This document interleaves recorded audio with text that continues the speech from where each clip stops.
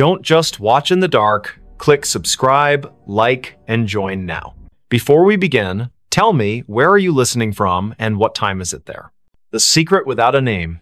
The cold was biting, and the silence of Anchorage's streets at 2 a.m. felt unnatural. Amelia Mitchell pulled her coat tighter around herself as she hurried down a dimly lit sidewalk. The snow crunched under her boots, each step echoing in the stillness like an unwelcome intrusion. She shouldn't have been out here this late, but something about the call from Sophia Miller had made her stomach churn, a desperate voice pleading for help before the line went dead. Amelia's breath came out in visible puffs, quickening with every second that passed. Her gloved hands tightened around the strap of her bag as she turned onto Sophia's street.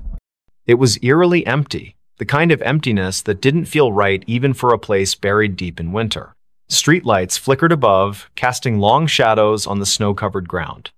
The houses here were mostly dark, their windows staring blankly into the night, except for one, a faint light glowed behind closed curtains at the end of the block.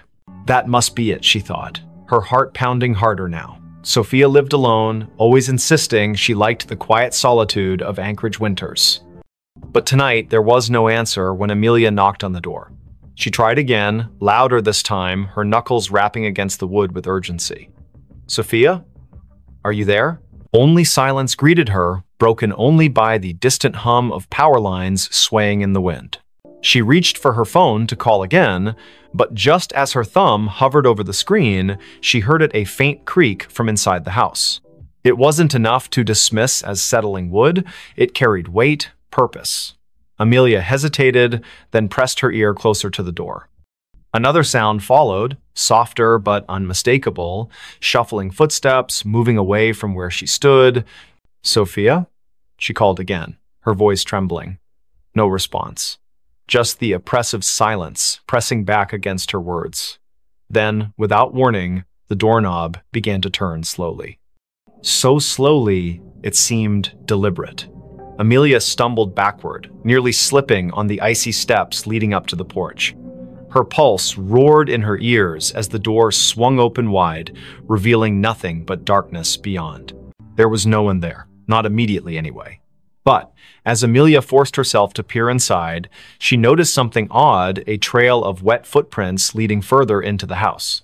They weren't hers. They couldn't be. She hadn't stepped inside yet. And they weren't fresh either, not entirely. Some parts of the prints gleamed with melted snow, while others looked older, partially dried and smeared as if someone or something had walked through days ago but left traces that refused to fade. Against her better judgment, Amelia stepped inside. The warmth of the house hit her instantly, though it brought little comfort. Something about the air felt wrong, stale, heavy, as if it hadn't circulated properly in weeks. She glanced around the living room, taking in the familiar clutter of books and photographs scattered across shelves. Everything seemed normal, until she saw the photo frame lying face down on the coffee table. She picked it up cautiously, turning it over. It was a picture of Sophia smiling brightly next to Jackson Cole, her boyfriend or ex-boyfriend, depending on who you asked. Their faces were scratched out violently, gouges cutting through the glass like angry scars. A chill ran down Amelia's spine. This wasn't random vandalism. Someone had done this deliberately, methodically. Before she could process what it meant, another noise caught her attention, a low scraping coming from somewhere deeper in the house. It sounded like nails being dragged along a hard surface, slow and rhythmic, punctuated by pauses that somehow felt more menacing than the sound itself. Amelia swallowed hard, clutching her phone tightly in her hand. She considered calling the police, but what would she say? That she broke into her friend's house because of some creepy noises? They'd think she was crazy. Instead, she moved cautiously toward the hallway, following the sound despite every instinct screaming at her to leave. The hallway was narrow, lined with family portraits that seemed to watch her as she passed. Each frame held a face frozen in time, eyes staring ahead as if waiting for something. At the far end, a door stood slightly ajar, light spilling out from within. The scraping grew louder, closer, and Amelia realized it was coming from behind that door. Her palms were slick with sweat beneath her gloves as she pushed it open just enough to peek inside. What she saw stopped her dead in her tracks. The room was small, cluttered with boxes stacked haphazardly against the walls. In the center sat a chair, and on the chair was Sophia, or at least what remained of her. Her body slumped forward unnaturally, head hanging limp as if her neck couldn't support its weight anymore.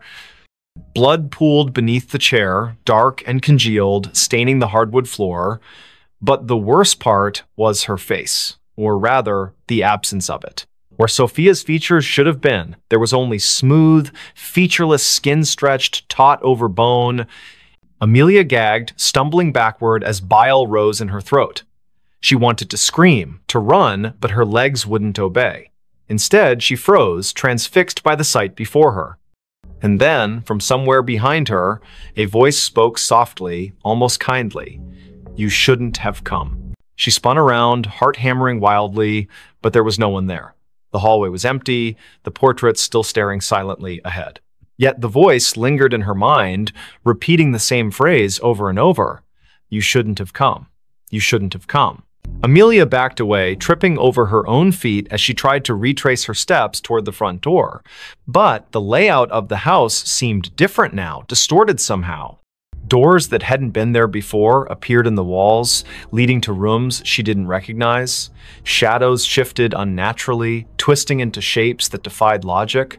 She could hear whispers now too, overlapping voices murmuring in tones too low to understand. Panic set in fully as she realized she was trapped. Every step she took led her deeper into the labyrinthine nightmare of Sophia's home.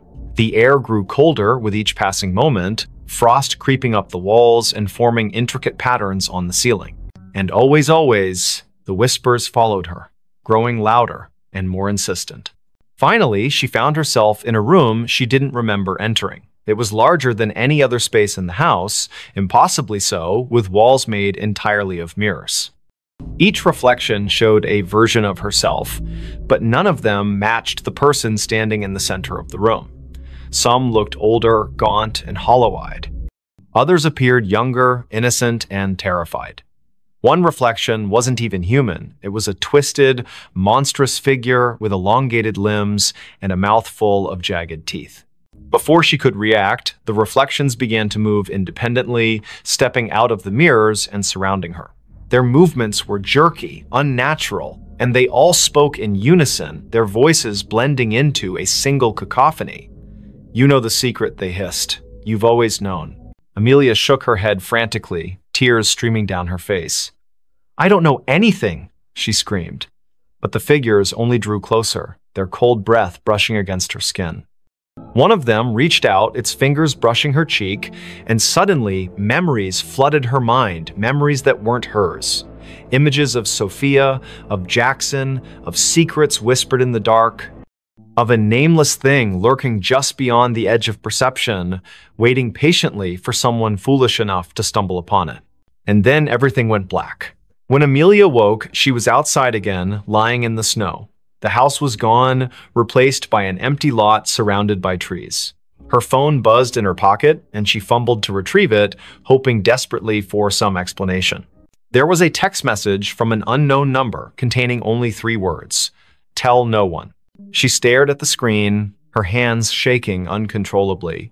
Somewhere in the distance, she heard laughter soft, childlike, and utterly devoid of joy. Bell Witch haunted our house. It was a quiet evening in the small town of Adams, Tennessee, where the air carried the faint scent of pine and damp earth. The clock struck 8:45 p.m. as the Johnson family Mark, his wife Emily, and their 2 children, Jake aged 12, and Lily, who was 8, sat together in their living room. The house, an old Victorian-style building with creaky wooden floors and high ceilings, had been in Mark's family for generations. Its walls whispered secrets of the past, but none more chilling than what would soon unfold within its ancient halls. The night began innocently enough. Mark read aloud from a book while Emily knitted by the fireplace, her needles clicking softly against the backdrop of crackling flames. Jake tinkered with his toy train set on the floor, and Lily colored intently in her sketchbook. Outside, the wind rustled through the trees, casting shifting shadows across the windows. It wasn't until the first strange noise occurred, a faint jingling sound, like that of a bell, that the atmosphere shifted dramatically. "What was that?" Lily asked, looking up sharply from her coloring. Her wide eyes darted toward the corner of the room, though nothing appeared out of place. "It's probably just the wind," Mark replied, forcing a reassuring smile despite the unease creeping into his voice. But the jingling continued, growing louder and more persistent. There were no bells in the house, nor any source that could explain the eerie sound. As it echoed through the room, each chime seemed to resonate deep within their bones, sending shivers down their spines. Emily dropped her knitting, rising quickly to investigate. She moved cautiously toward the window, peering outside into the darkness. Beyond the yard stretched a dense forest, its towering trees swaying gently in the breeze. At first glance, nothing seemed amiss. Yet, when she turned back to address the family, her words caught in her throat. Hovering just above the mantel of the fireplace was the unmistakable outline of a spectral figure, a woman cloaked in white, her face obscured by long, flowing hair. "Get away from me," Emily shouted, her voice trembling as panic surged through her body. The apparition vanished instantly, leaving behind only the lingering chill of its presence. But the jingling persisted, now accompanied by other unsettling sounds: footsteps pacing overhead, doors creaking open and shut, and whispers that filled the air like phantom voices. That night, sleep eluded the Johnsons. Huddled together in the master bedroom, they listened helplessly as the haunting grew increasingly aggressive. Objects moved on their own accord, drawers opening and slamming shut seemingly without cause. The bed shook violently beneath them, though no earthquake or storm accounted for the disturbance. And then came the most terrifying sound of a low, guttural growl emanating from the shadows, followed by laughter that sounded both childlike and menacing at the same time. Days passed, each one bringing new horrors. The family documented every incident, hoping to find some rational explanation for what plagued them. They consulted local historians, learning about the infamous Bell Witch legend, a malevolent spirit said to have tormented the Bell family in the early 19th century before vanishing into folklore. Some claimed the witch still roamed the countryside, seeking vengeance against those who dared disturb her resting place. Others dismissed the stories as mere superstition. Regardless, the parallels between the Bell Witch case and their own experiences were undeniable. Desperate for answers, the Johnsons reached out to paranormal investigators, inviting them into their home to conduct a thorough examination. Cameras and recording equipment captured phenomena beyond human comprehension: cold spots forming inexplicably, voices speaking in languages neither the family nor the investigators understood, and even physical manifestations of the entity itself. One particularly harrowing moment occurred during a seance when the table levitated briefly before crashing to the ground, splintering into pieces. Through it all, the Bell Witcher, whatever force masqueraded as her, seemed fixated on Lily.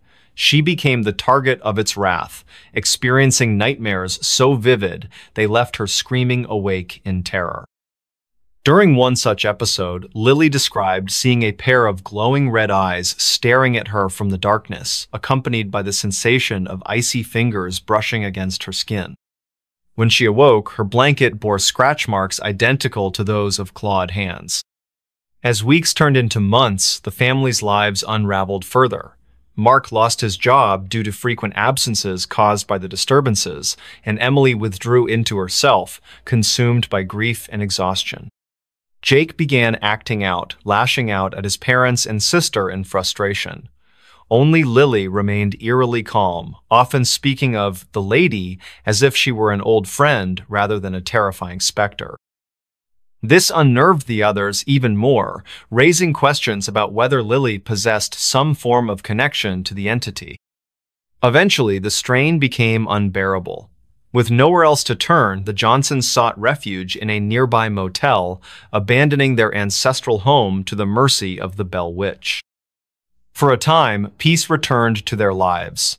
They relocated to another state, starting anew under assumed names, determined to leave the nightmare behind. Yet, every now and then, during quiet nights when the world seemed most still, Mark found himself glancing nervously over his shoulder, searching for signs of movement among the shadows. Years later, the Johnsons rarely spoke of their ordeal. Though grateful for their escape, they couldn't shake the feeling that the Bell Witch hadn't truly let go. Somewhere, deep within the woods surrounding Adams, Tennessee, her vengeful spirit lingered watching, waiting, ready to claim her next victim. The whisper that never opened. It was 3 in the morning when Lucas Bennett first heard the sound. A faint whisper carried by the icy wind that swept through the narrow streets of Los Angeles. The city was unusually quiet for a place that never slept, its usual hum of life replaced by an unsettling stillness. Frost clung to the palm trees lining the sidewalks, their leaves glistening under the dim streetlights. Lucas had been walking home from his late shift at the diner when he noticed it, the whispering that seemed to follow him wherever he went. He pulled his jacket tighter around himself, trying to shake off the chill that wasn't entirely from the cold. The whisper grew louder as he passed an alleyway between 2 old brick buildings. It sounded like words, but nothing coherent, just fragments of syllables that danced at the edge of understanding. His pace quickened, boots crunching against the frost-covered pavement. He told himself it was just the wind playing tricks on him. But deep down, he knew better. Olivia Turner lived in apartment 3B of the building where Lucas rented his studio. She had moved in 6 months ago, and they had exchanged polite greetings in the hallway occasionally. But tonight, when Lucas finally reached his floor, he found her standing outside her door, her face pale and drawn. Her hands trembled as she fumbled with her keys, dropping them twice before managing to unlock the door. Something about her demeanor made Lucas pause. "Everything okay?" he asked, his voice softer than intended. Olivia glanced at him, her eyes wide with something he couldn't quite place. Fear? Exhaustion? Both? She hesitated before answering, I keep hearing things." Her voice cracked slightly. Voices. Whispers. I thought maybe it was just my imagination. She trailed off, looking past him into the dark hallway. Lucas felt a chill run down his spine. He had heard those whispers too. Without thinking, he said, "Me too. Tonight. Outside." Olivia's expression shifted from fear to something closer to relief, though her hands still shook. "Come in," she said quietly, stepping aside. The warmth of her apartment enveloped him immediately, but it did little to ease the tension coiling in his chest. Inside, the room was small but cozy, decorated with mismatched furniture and soft lighting. A half-empty mug of tea sat cooling on the coffee table beside an open book. Olivia gestured for him to sit while she poured herself another cup. "Do you want some?" she asked, holding up the teapot. Lucas nodded, though he doubted anything could settle the unease growing inside him. As she busied herself in the kitchenette, he noticed the curtains were drawn tightly shut, despite the fact that no one would be able to see inside at this hour. The windows themselves seemed almost deliberately avoided. So Olivia began after handing him a steaming mug. "You heard them too, the whispers." It wasn't a question. Lucas took a sip of the tea. It tasted bitter, but he didn't complain. "Yeah, out there. They followed me all the way back here." He set the mug down carefully. "What about you? When did you start hearing them?" Olivia wrapped her fingers around her own mug, staring into its depths as if searching for answers. "A week ago. At first, I thought it was just stress or lack of sleep. You know how it is, working long hours, trying to make ends meet. But then it got worse." She looked up at him, her gaze piercing. "They started coming closer, louder. Like they were right behind me, even when I was alone in my apartment." Lucas swallowed hard. "Did you tell anyone? Call someone?" Olivia shook her head. "Who would believe me? My friends think I'm overreacting. My landlord thinks I'm making excuses to get out of paying rent next month." She let out a humorless laugh. "And honestly, who can blame them? If I hadn't heard it myself tonight, I might not have believed me either." The silence that followed was heavy, broken only by the distant hum of traffic far below. Lucas glanced toward the window, where shadows flickered faintly against the drawn curtains. Was it his imagination, or did the air feel colder now? He turned back to Olivia. There has to be an explanation. Maybe it's some kind of electrical interference or, I don't know, plumbing noise? Even as he said it, the words sounded hollow. Neither of them believed it. Olivia leaned forward, lowering her voice. There's something else. Last night, I saw someone or something standing outside my window. Just a figure, barely visible through the frost. It didn't move, just stood there, watching. Her breath hitched. When I went to check, there was no one there. No footprints, nothing. But the feeling, it stayed with me. Like I wasn't alone anymore. Lucas felt a knot tighten in his stomach. He wanted to dismiss her story as paranoia, but the memory of the whispers he'd heard earlier lingered vividly in his mind. Have you tried leaving? Going somewhere else for a few days? She shook her head again. I can't afford to leave. And besides, she hesitated, glancing toward the window once more. It feels like it's following me. Wherever I go, whatever I do, it's always there, waiting. The weight of her words settled over them like a suffocating blanket. Lucas finished his tea, setting the empty mug aside. We should figure this out together. He said finally, whatever it is, if it's real, we'll find a way to stop it. Olivia gave him a small, grateful smile, but her eyes remained haunted. Over the next hour, they talked about everything they could remember. The timing of the whispers, any patterns or triggers, whether they had noticed anything unusual in their daily routines. The conversation helped distract them temporarily, but neither could shake the sense that they were being watched. Every creak of the building, every gust of wind outside, sent jolts of adrenaline coursing through their veins. Eventually, Lucas realized he needed to get back to his own apartment. Reluctantly, he stood, thanking Olivia for the tea. She walked him to the door, her hand lingering on the doorknob. Be careful, she whispered, and if you hear anything again, don't go looking for it. He nodded, forcing a reassuring smile he didn't feel. You too. Lock your door tight. With that, he stepped out into the hallway, closing the door softly behind him. For a moment, he stood there, listening. The whispers weren't audible now, but the oppressive silence felt just as menacing. Back in his studio, Lucas locked his door and double-checked the windows. He debated calling someone, anyone, but who would he call? Who would understand, without dismissing him outright? Instead, he lay down on his bed, staring at the ceiling as exhaustion slowly crept over him. Sleep came fitfully, plagued by dreams of shadowy figures and unintelligible voices echoing endlessly in his ears. The next morning brought little relief. Though the sun eventually rose, casting weak light over the frost-laden city, the oppressive atmosphere remained. Lucas called in sick to work, unable to face the idea of leaving his apartment. Around noon, there was a knock at his door. It was Olivia, carrying a bag of groceries and wearing a nervous smile. I figured we could use some supplies, she said, stepping inside, and maybe staying together will help. Lucas didn't argue. Together, they spent the day researching local legends, urban myths, anything that might explain what was happening. They scoured forums, read articles, even dug into old newspaper archives online. Most of it was nonsense ghost stories and conspiracy theories, but one thread caught their attention. A user named Silent Watcher had posted about a series of disappearances in Los Angeles during the winter months over the past decade. The cases were unsolved, dismissed as runaways or accidents, but certain details stood out. Witnesses reported hearing strange noises before the victims vanished. Some claimed to have seen shadowy figures lurking near windows or alleys. The posts were vague, but the similarities were impossible to ignore. As evening fell, the temperature dropped sharply. The heater struggled to keep up, and both Lucas and Olivia found themselves bundled in blankets, huddled together on the couch. The whispers returned, louder this time, seeping through the walls like water. They exchanged panicked looks, hearts pounding in unison. Whatever it was getting closer.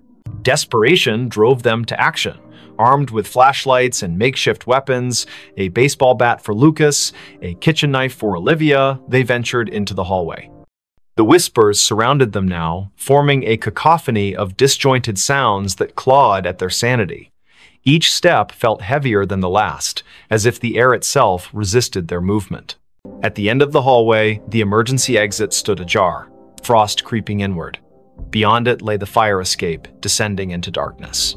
Lucas hesitated, gripping the bat tightly. "Do we really want to know what's out there?" he whispered. Olivia didn't answer, her eyes fixed on the gap. Slowly, they stepped through, bracing themselves for whatever awaited them. The metal stairs groaned under their weight, each step echoing ominously in the frigid night. Below, the alley was shrouded in shadow, the streetlights casting long, distorted reflections on the icy ground. Movement caught the corner of Lucas's eye, a flicker, gone before he could focus. Then another, and another. Shapes darted between the buildings, fleeting glimpses of something humanoid, yet wrong. "Run," Olivia hissed, clutching his arm. They bolted down the remaining steps, slipping on patches of ice as they fled. Behind them, the whispers erupted into a deafening roar, filling the air with chaotic sound. Shadows converged, twisting and writhing like living smoke. Panic surged through Lucas's veins as he realized they were being hunted. They rounded a corner, breaths ragged, legs burning. Ahead, a familiar figure emerged from the darkness. It was Benjamin Hayes, a neighbor whose face they recognized, but whose name they rarely spoke. His expression was blank, his movements mechanical. He raised a hand, pointing toward an abandoned warehouse across the street. "In there," he said, his voice devoid of emotion. "You'll find answers." Without hesitation, they obeyed, bursting through the rusted doors of the warehouse. Inside, the air was thick with decay and dampness. Faint traces of graffiti adorned the crumbling walls, remnants of a forgotten era. In the center of the vast space stood a wooden crate, its surface etched with symbols neither of them recognized. Above it hovered a swirling mass of darkness, pulsating rhythmically like a heartbeat. Olivia approached cautiously, her knife trembling in her grip. "What is this?" she murmured, reaching out. Lucas grabbed her wrist, pulling her back. "Don't touch it," he snapped. But it was too late. The moment her fingers brushed the crate, the world around them dissolved into chaos. Images flooded their minds, faces screaming silently, hands clawing at unseen barriers, voices pleading for release. The whispers coalesced into a single, thunderous command. Open me now." Lucas staggered backward, clutching his head as the vision overwhelmed him. Olivia collapsed to her knees, tears streaming down her face. "I can't," she choked out. "I can't stop it." The darkness expanded, consuming the warehouse, swallowing everything in its path. Somewhere in the distance, Benjamin's voice echoed faintly. "You shouldn't have come here." And then, silence. When Lucas opened his eyes, he was alone. The warehouse was gone, replaced by an endless void. Whispers surrounded him, louder than ever, pressing against his skull until he thought it might burst. He screamed, but no sound escaped. The last thing he saw before the darkness claimed him completely was the crate, floating impossibly in the emptiness, its lid inching open. Somewhere in Los Angeles, the sun rose again, frost melted from the trees, and life resumed its usual pace. But in apartment 3B, the curtains remained drawn and the whispers continued, waiting for their next listener. La Llorona drowned my sister. It was a humid summer evening in the small town of Rio Vista, where the air hung heavy with the scent of rain-soaked earth and blooming jasmine. The clock read 9:30 p.m. as Emily Carter sat on her porch, fanning herself against the sticky warmth that refused to dissipate even after sunset. Her younger sister, Lily, played nearby with a group of neighborhood children, their laughter echoing through the quiet streets lined with towering oak trees. Unbeknownst to them, the tranquility of this moment would soon shatter into chaos. The Carters lived in a modest house near the banks of the Rio Vista River, a winding waterway that had been both a source of life and legend for generations. Tales of La Llorona, the weeping woman said to haunt riversides searching for her lost children, were whispered among locals, though most dismissed them as mere folklore. Emily, however, had always felt an inexplicable unease whenever she heard those stories. That night, her instincts screamed louder than ever before. As the sun dipped below the horizon, casting long shadows across the yard, Emily noticed something odd about the river. Its usually calm surface rippled unnaturally, as if stirred by an invisible hand. A faint mist began to rise, curling lazily toward the shore like tendrils of smoke. She dismissed it at first, chalking it up to the humidity, but then came the sound a low, mournful wail carried on the breeze, haunting and otherworldly.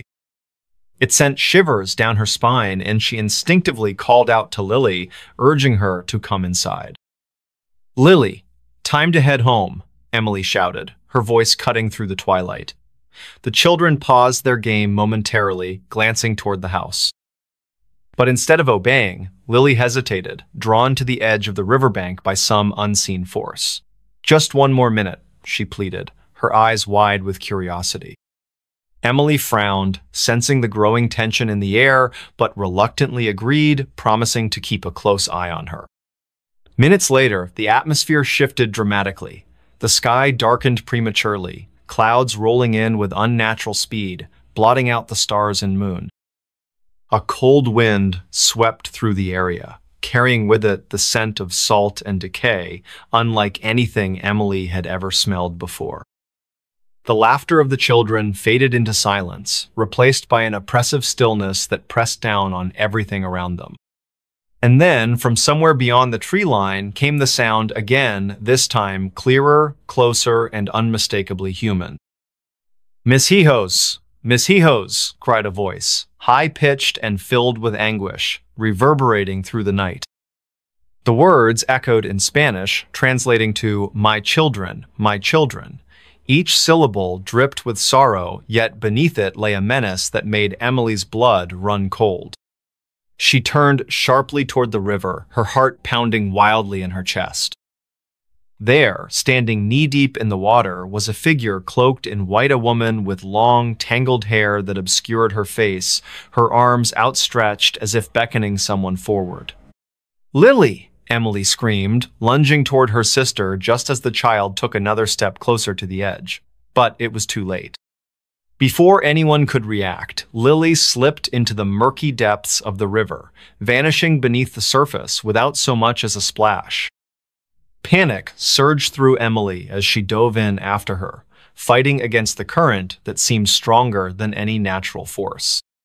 Beneath the water, she saw shapes moving, sinister figures with hollow eyes and skeletal hands reaching out to drag her deeper. Somehow, Emily managed to claw her way back to the surface, gasping for air as tears streamed down her face. She searched frantically for any sign of Lily, calling her name over and over until her voice cracked from exhaustion. But there was nothing, no movement. No response, only the eerie silence broken occasionally by the distant echo of La Llorona's cries. Hours passed as searchlights scanned the riverbanks and divers combed the waters, hoping against hope to find Lily alive. Days turned into weeks, and still, no trace of the little girl emerged. The community mourned alongside the Carter family, offering condolences and sharing their own tales of encounters with La Llorona. Some claimed to have seen her wandering the riverbanks at night, her ghostly form illuminated by the pale light of the moon. Others spoke of hearing her cries during storms, warning people to stay away from the water. For Emily, the guilt became unbearable. Every night, she dreamed of that moment, the icy grip of the river pulling her under, the skeletal hands grabbing at her ankles, and the hollow eyes staring back at her from the darkness. She began hearing things, too soft whispers in the dead of night, footsteps outside her bedroom window, and sometimes faint giggles coming from the direction of the river. Each sound drove her further into despair, convincing her that La Llorona wasn't done tormenting her family. Months later, when winter settled over Rio Vista, bringing with it biting winds and frost-covered branches, Emily decided she couldn't live with the uncertainty anymore. Armed with a flashlight and a determination born of desperation, she ventured to the riverbank late one night, determined to confront whatever entity had taken her sister. As she stood there, trembling in the cold, she finally saw her clearly, the woman in white, her hair flowing like ink across her shoulders, her face twisted into a grotesque mask of grief and rage. "Why did you take her?" Emily demanded, her voice shaking but resolute. The figure tilted its head slightly, studying her with eyes that burned like embers. Then, without warning, it lunged forward, its translucent fingers brushing against Emily's cheek before retreating into the mist. In that instant, Emily understood the spirit hadn't acted out of malice. It had mistaken Lily for one of its own lost children, drawn by the innocence and vulnerability all children share. Though the revelation brought some measure of closure, it did little to ease the pain of losing her sister. Emily continued to visit the riverbank, leaving offerings of flowers and candles in hopes of appeasing the restless soul that haunted its waters. Over time, the sightings of La Llorona diminished, as if the spirit had found peace or perhaps simply moved on to another place where unsuspecting victims wandered too close to the edge. Even now, years later, Emily carries the memory of that night with her wherever she goes. Every now and then, during quiet nights when the world seems most still, she hears the faintest whisper of a child's laugh or feels the chill of unseen breath against her neck. And though she tells herself repeatedly that it's over, deep down, she can't help but wonder if La Llorona is still out there watching, waiting, searching for her next child to claim. Don't just watch in the dark. Click subscribe, like, and join now. Before we begin, tell me, where are you listening from and what time is it there? The customer who never left the store. The cicadas were louder than usual that summer night in Charleston, their rhythmic buzzing weaving through the thick humidity that clung to every surface. Lucas Allen stood behind the counter of his small convenience store on King Street, absently wiping down the already spotless glass display case. The neon open sign flickered slightly in the window, casting an uneven glow across the rows of snacks and beverages lining the aisles. It was nearly midnight, and the usual Friday crowd had already come and gone, leaving only the persistent hum of the refrigerators and the distant sound of traffic from the historic district. Lucas checked his phone for what felt like the 100th time that evening. No new messages, just another quiet night in a city that never truly slept. He sighed and glanced at the security camera monitors mounted above the cigarette rack.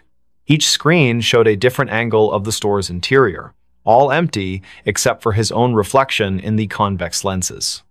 Something about tonight felt different though, like the air itself was heavier than normal. His eyes lingered on the darkest corners of the footage before moving back to the register. The bell above the door jingled softly, making Lucas look up with automatic politeness. A woman stepped inside, her presence immediately altering the atmosphere of the shop. She wore a long coat that seemed inappropriate for the sweltering July heat, its dark fabric hanging loosely around her thin frame. Her face was partially obscured by stringy blonde hair that caught the fluorescent light in strange ways, as if it didn't quite belong there. Lucas noticed how her shoes made no sound against the tiled floor. "Can I help you find something?" he asked, his voice carrying just a touch of professional warmth. The woman didn't respond right away. Instead, she moved slowly toward the back of the store, her head tilted at an unnatural angle as she examined the shelves. Lucas watched her reflection in the glass refrigerator doors. Something about her movements seemed off, almost mechanical. Charlotte Robinson pushed her cart down aisle 3, debating between chips and pretzels. She paused when she realized the woman in the dark coat hadn't moved from where she'd been standing for the past 10 minutes. The stranger was now facing the wall, one hand resting on the metal shelving unit. Charlotte cleared her throat softly as she passed, but the woman didn't acknowledge her presence. There was something unsettling about the way her fingers curled around the edge of the shelf, knuckles white against the dull metal. Lucas finished counting the drawer for the 3rd time, the numbers blurring together in his mind. The woman still hadn't approached the register. He could see her in his peripheral vision, standing in the same spot near the snack aisle. Occasionally, he'd hear the soft rustle of her coat, though he couldn't be sure if she was actually moving anything from the shelves. The store's lights seemed dimmer than usual, casting long shadows across the floor. When he looked directly at her, she appeared perfectly normal, just another customer browsing late at night. But whenever his attention shifted elsewhere, he could feel her watching him. Amelia Mitchell entered the store 20 minutes later, her nurse's scrubs still damp from walking through the humid night air. She needed headache medicine after her double shift at Roper Street Francis Hospital. The first thing she noticed was the temperature. It felt several degrees colder inside than it should have been. Then she saw the woman in the dark coat standing near the beverage coolers. Something about her posture seemed wrong, like she was leaning into the glass without actually touching it. Amelia grabbed her medicine quickly, avoiding eye contact as she approached the register. The transaction took longer than necessary. Lucas kept glancing at the security monitors, noting how the woman's position never changed despite the passage of time. On the cameras, she appeared as a dark smudge against the bright colors of the snack aisle, her features indistinct even in high definition. When he finally looked up from the register, Amelia was already gone, leaving behind only the faint scent of hospital-grade soap. The cicadas outside seemed louder now, their song almost frantic against the glass windows. Charlotte decided she needed to leave. The woman had started humming softly, a tune that sent shivers down her spine, though she couldn't place why. As she approached the register, she noticed something peculiar. The floor tiles beneath the woman's feet looked newer than the rest, as if they'd been recently replaced. The grout lines were cleaner, the pattern slightly misaligned with the surrounding area. Lucas rang up her purchase without speaking, his hands trembling slightly as he handled the cash. Neither of them acknowledged the figure still standing silently among the snacks. The clock ticked past midnight. Lucas began his closing routine, straightening displays and checking expiration dates. The woman remained in her spot, seemingly unaware of the store's operating hours. When he finally mustered the courage to approach her, she turned toward him with a smile that didn't reach her eyes. "I'll be leaving soon," she said, her voice carrying an odd echo despite the carpeted floor. Lucas nodded and returned to the register, though his heart pounded in his chest. Something about her statement felt more like a warning than an assurance. Amelia couldn't shake the feeling that she'd seen the woman before. During her walk home, fragments of memory surfaced. A patient years ago who had died in room 312, her body found cold and alone after the night staff failed to check on her. The details matched too perfectly. The dark coat, the stringy blonde hair, the way she stood so still, it was easy to forget she was there. Amelia quickened her pace, the streetlights casting long shadows that seemed to stretch toward her from every direction. Back at the store, Lucas prepared to lock up. The woman was still there, now examining the lottery tickets with unnatural focus. Her reflection in the glass case showed details that shouldn't have been possible, her eyes too large, her mouth moving, though no sound emerged. When Lucas announced the store was closing, she simply nodded and walked toward the back exit. The security cameras captured her movements perfectly until she reached the threshold, then suddenly she vanished from all screens simultaneously. Charlotte lay awake in her apartment on Queen Street, unable to stop thinking about the encounter. The humming had lodged itself in her mind, repeating endlessly like a broken record. She pulled out her phone and searched recent news articles, finding nothing unusual about the convenience store or its employees. Yet when she scrolled through the business's social media page, she noticed something strange. In every photo taken inside the shop, the same dark figure appeared in the background, always partially obscured, but unmistakably present. Lucas locked the front door and set the alarm, his hands shaking as he worked. The back exit showed no signs of forced entry or recent use. The woman's absence felt heavier than her presence had been. As he walked to his car, he couldn't shake the sensation of being watched. The parking lot lights buzzed faintly overhead, attracting clouds of insects that cast dancing shadows across the asphalt. When he glanced back at the store windows, he saw her standing exactly where he'd left her, staring out with an expression he couldn't read. Amelia called in sick the next day, unable to face the memories flooding back with each passing hour. She researched the store's history, discovering it had been built on the site of an old boarding house that burned down decades ago. Records mentioned a woman who had disappeared during the fire, her body never found among the charred remains. The description matched the figure from the store perfectly, right down to the humming that witnesses claimed they could still hear on quiet nights. The following evening, Lucas arrived for his shift to find everything exactly as he'd left it. The security footage showed 14 hours of empty aisles and silent registers. Yet, when he reviewed the previous night's recording, there she was again, appearing in the snack aisle as if she'd never left, moving with purpose toward the back of the store. The timestamp confirmed she'd been there the entire time, invisible to everyone except through the unblinking eyes of the cameras. Charlotte couldn't stay away. Something compelled her to return to the store to confront the mystery that had taken root in her thoughts. When she entered that night, the air felt colder than before, and the humming was louder, vibrating through her bones like a tuning fork. The woman stood in the same spot, surrounded by products that seemed to decay faster than they should. Their expiration dates read months in the future, yet their packaging was faded and brittle, as if time itself bent around her presence. Lucas began documenting everything. He kept detailed notes about each encounter, noting patterns in her behavior and appearance. The woman never spoke unless directly addressed, and even then, her responses were cryptic and often nonsensical.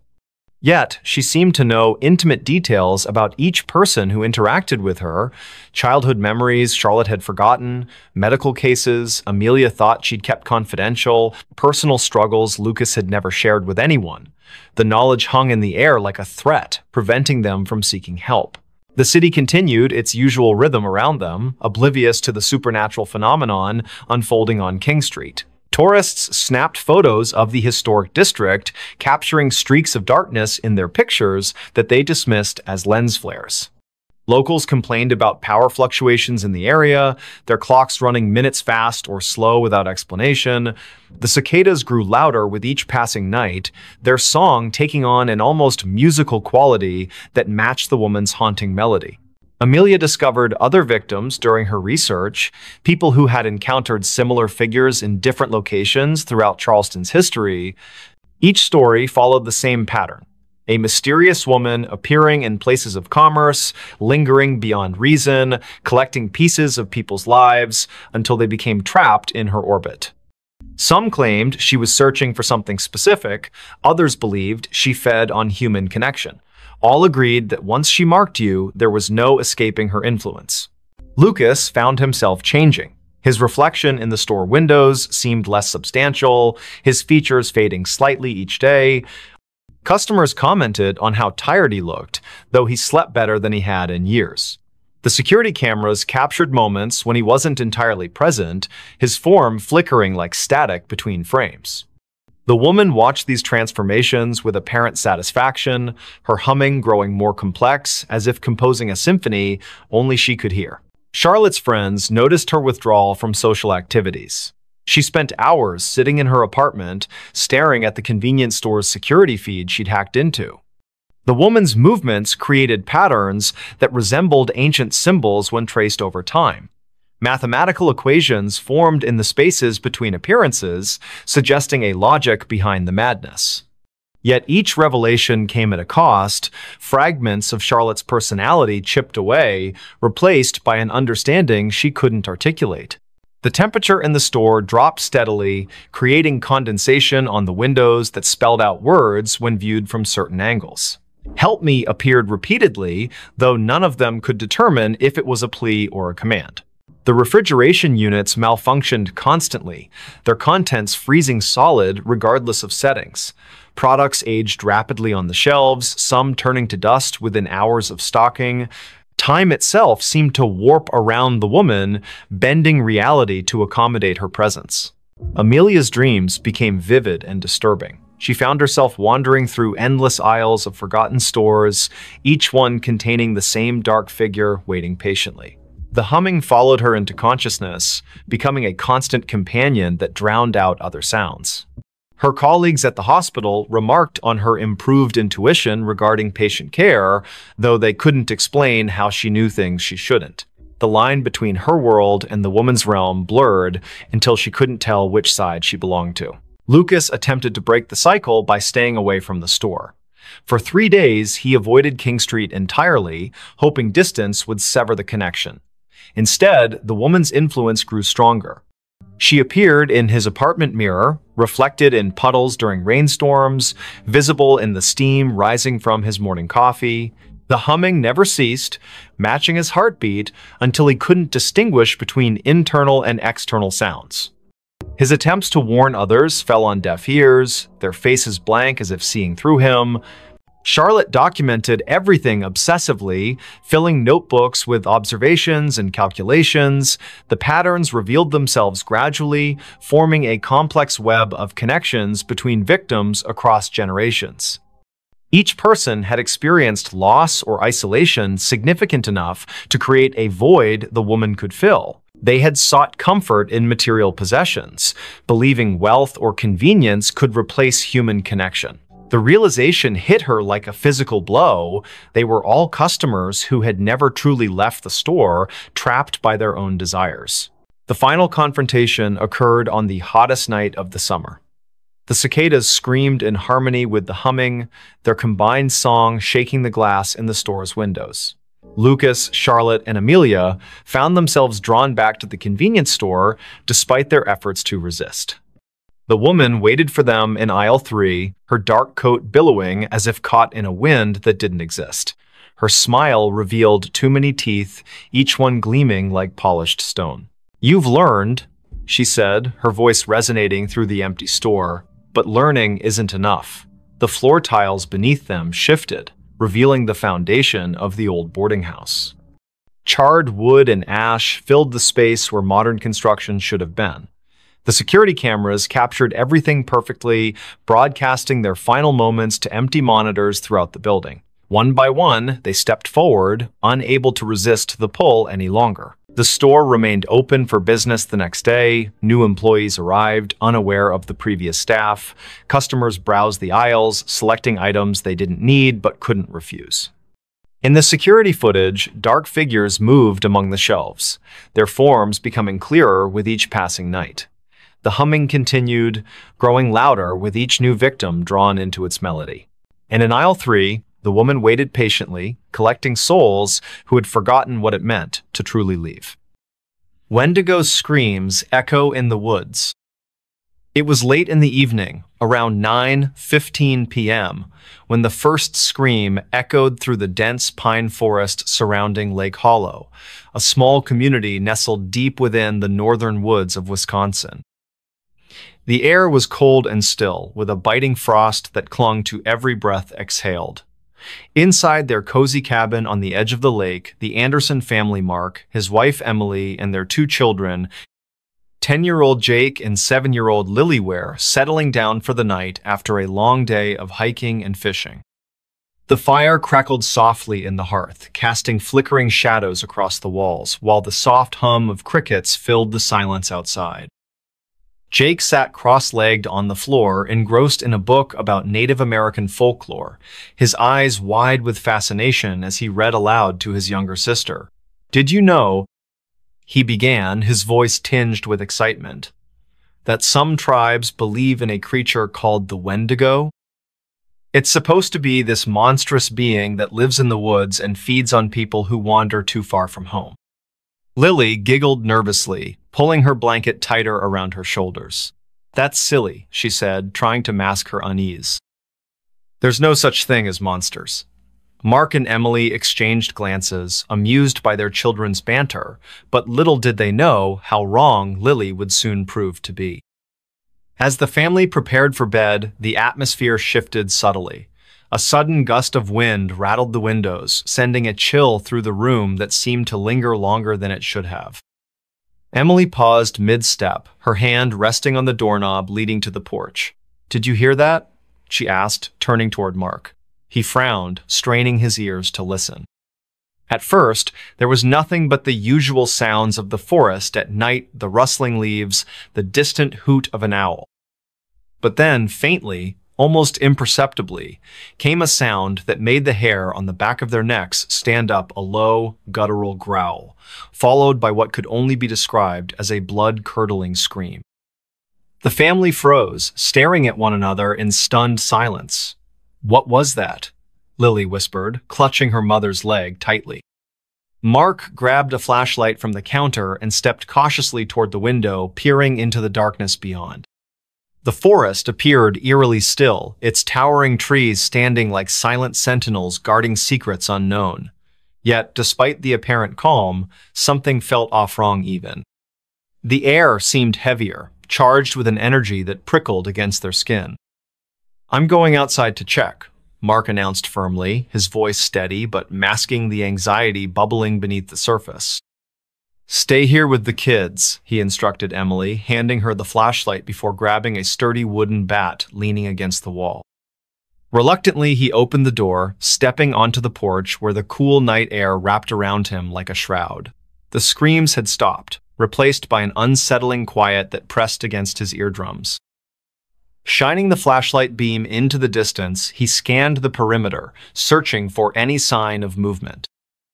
At first, nothing stirred. Then, without warning, a pair of glowing yellow eyes emerged from the shadows, reflecting the light like twin lanterns in the dark. Mark stumbled backward, nearly dropping the bat as sheer terror gripped his body. Whatever stood before him wasn't human, it was impossibly tall, its skeletal frame towering over him, and its skin stretched tautly over protruding bones, giving it a gaunt, emaciated appearance. Its mouth gaped wide, revealing rows of jagged teeth stained crimson, and from its throat issued a chilling roar that reverberated through the forest, shaking the very ground beneath his feet. Emily screamed inside the cabin, waking the children, who now huddled together in fear. "Dad," Jake shouted, tears streaming down his face as he pressed himself against the wall. Through the window, they watched helplessly as Mark fought desperately against the creature, swinging the bat with all his might. Each strike connected with a sickening crunch, yet the Wendigo barely flinched, its movements fluid and predatory as it closed in on him. Inside, Emily grabbed a hunting knife from the drawer, her hands trembling as she prepared to defend her family. "Stay close," she whispered to the children, her voice breaking slightly. Together, they barricaded themselves behind overturned furniture, their hearts pounding wildly in unison. Outside, the battle raged on, the Wendigo's roars mingling with Mark's grunts of exertion. Finally, with one last desperate swing, Mark managed to drive the creature back, allowing him just enough time to retreat inside and slam the door shut. Once safely inside, the family gathered in the center of the living room, breathing heavily as adrenaline coursed through their veins. "We need to leave," Mark declared, his voice firm despite the fear evident in his eyes.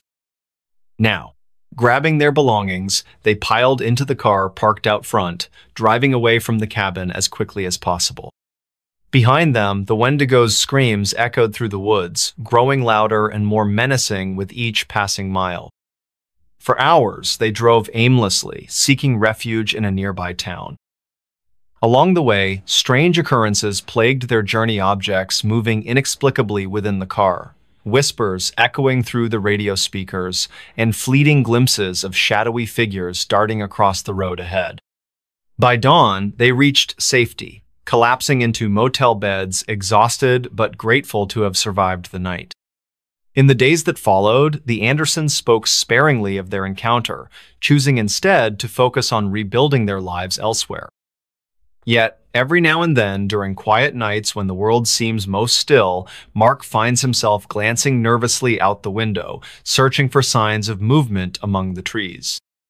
And though he tells himself repeatedly that it's over, deep down, he can't help but wonder if the Wendigo is still out there, watching, waiting, stalking its next prey. Next story. What happened in Black Hollow Woods?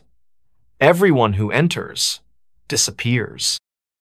I've always been drawn to mysteries. Ever since I was a child, I've had this insatiable curiosity about things that couldn't be explained, things that made the hairs on the back of my neck stand up and left me staring out windows late into the night. But nothing could have prepared me for what happened in Black Hollow Woods. It started with my sister, Clara. She wasn't just family, she was my best friend. We shared everything, the secrets we kept from our parents, the dreams we whispered under the covers when we thought no one else was listening. And then she vanished. Just like that. Clara disappeared 3 years ago. One day, she went hiking alone near the edge of Black Hollow Woods. She never came back. There were no signs of struggle, no evidence of foul play, and no body ever found. The authorities treated it as an isolated incident at first, but the more I dug, the more I realized hers wasn't the only disappearance tied to those woods. The locals call them Black Hollow Woods, though they rarely speak of them unless you press hard enough, and even then, their answers are vague, tinged with fear. They say it's cursed. Some claim it's haunted. Others believe it holds something ancient, something older than time itself. Whatever the truth is, one thing is certain: anyone who enters doesn't come out again. Or if they do, they're never quite the same. At first, I tried to convince myself it was all superstition. After all, how could a foresta, place filled with trees and dirt and wildlife, be responsible for so many disappearances?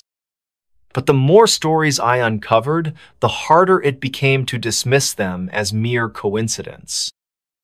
People talked about hearing voices in the woods, seeing lights flicker through the trees at night, or feeling an overwhelming sense of dread that made them turn back before they ventured too far inside.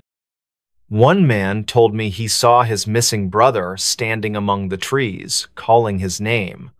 Another woman swore she heard children laughing, not the happy kind, but something twisted, almost malicious. When I asked where these sightings took place, every single person pointed toward the same spot, the heart of Black Hollow Woods. And yet, despite all the warnings, I knew I had to go there. Not because I wanted to solve some grand mystery or become famous for uncovering the truth. No, I needed answers for myself, for Clara, for everyone whose lives had been torn apart by those woods. If it meant risking my own life, so be it. But little did I know, stepping into Black Hollow Woods would change everything. Preparation became my obsession.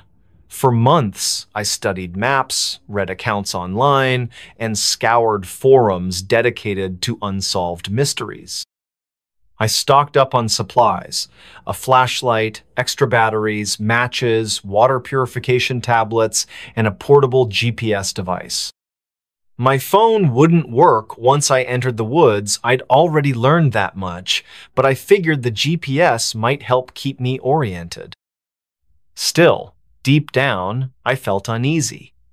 It wasn't just the stories anymore. It was the way people reacted when I mentioned the woods.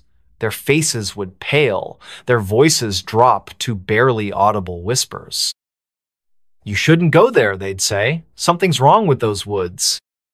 On the morning I set out, the air was heavy with anticipation or maybe dread. I parked my car at the edge of the forest, where the asphalt road abruptly ended and the dirt trail began. A rusted sign stood crookedly beside the path, its paint chipped and faded. In bold letters, it read, "Warning, Black Hollow Woods, unsafe for travel."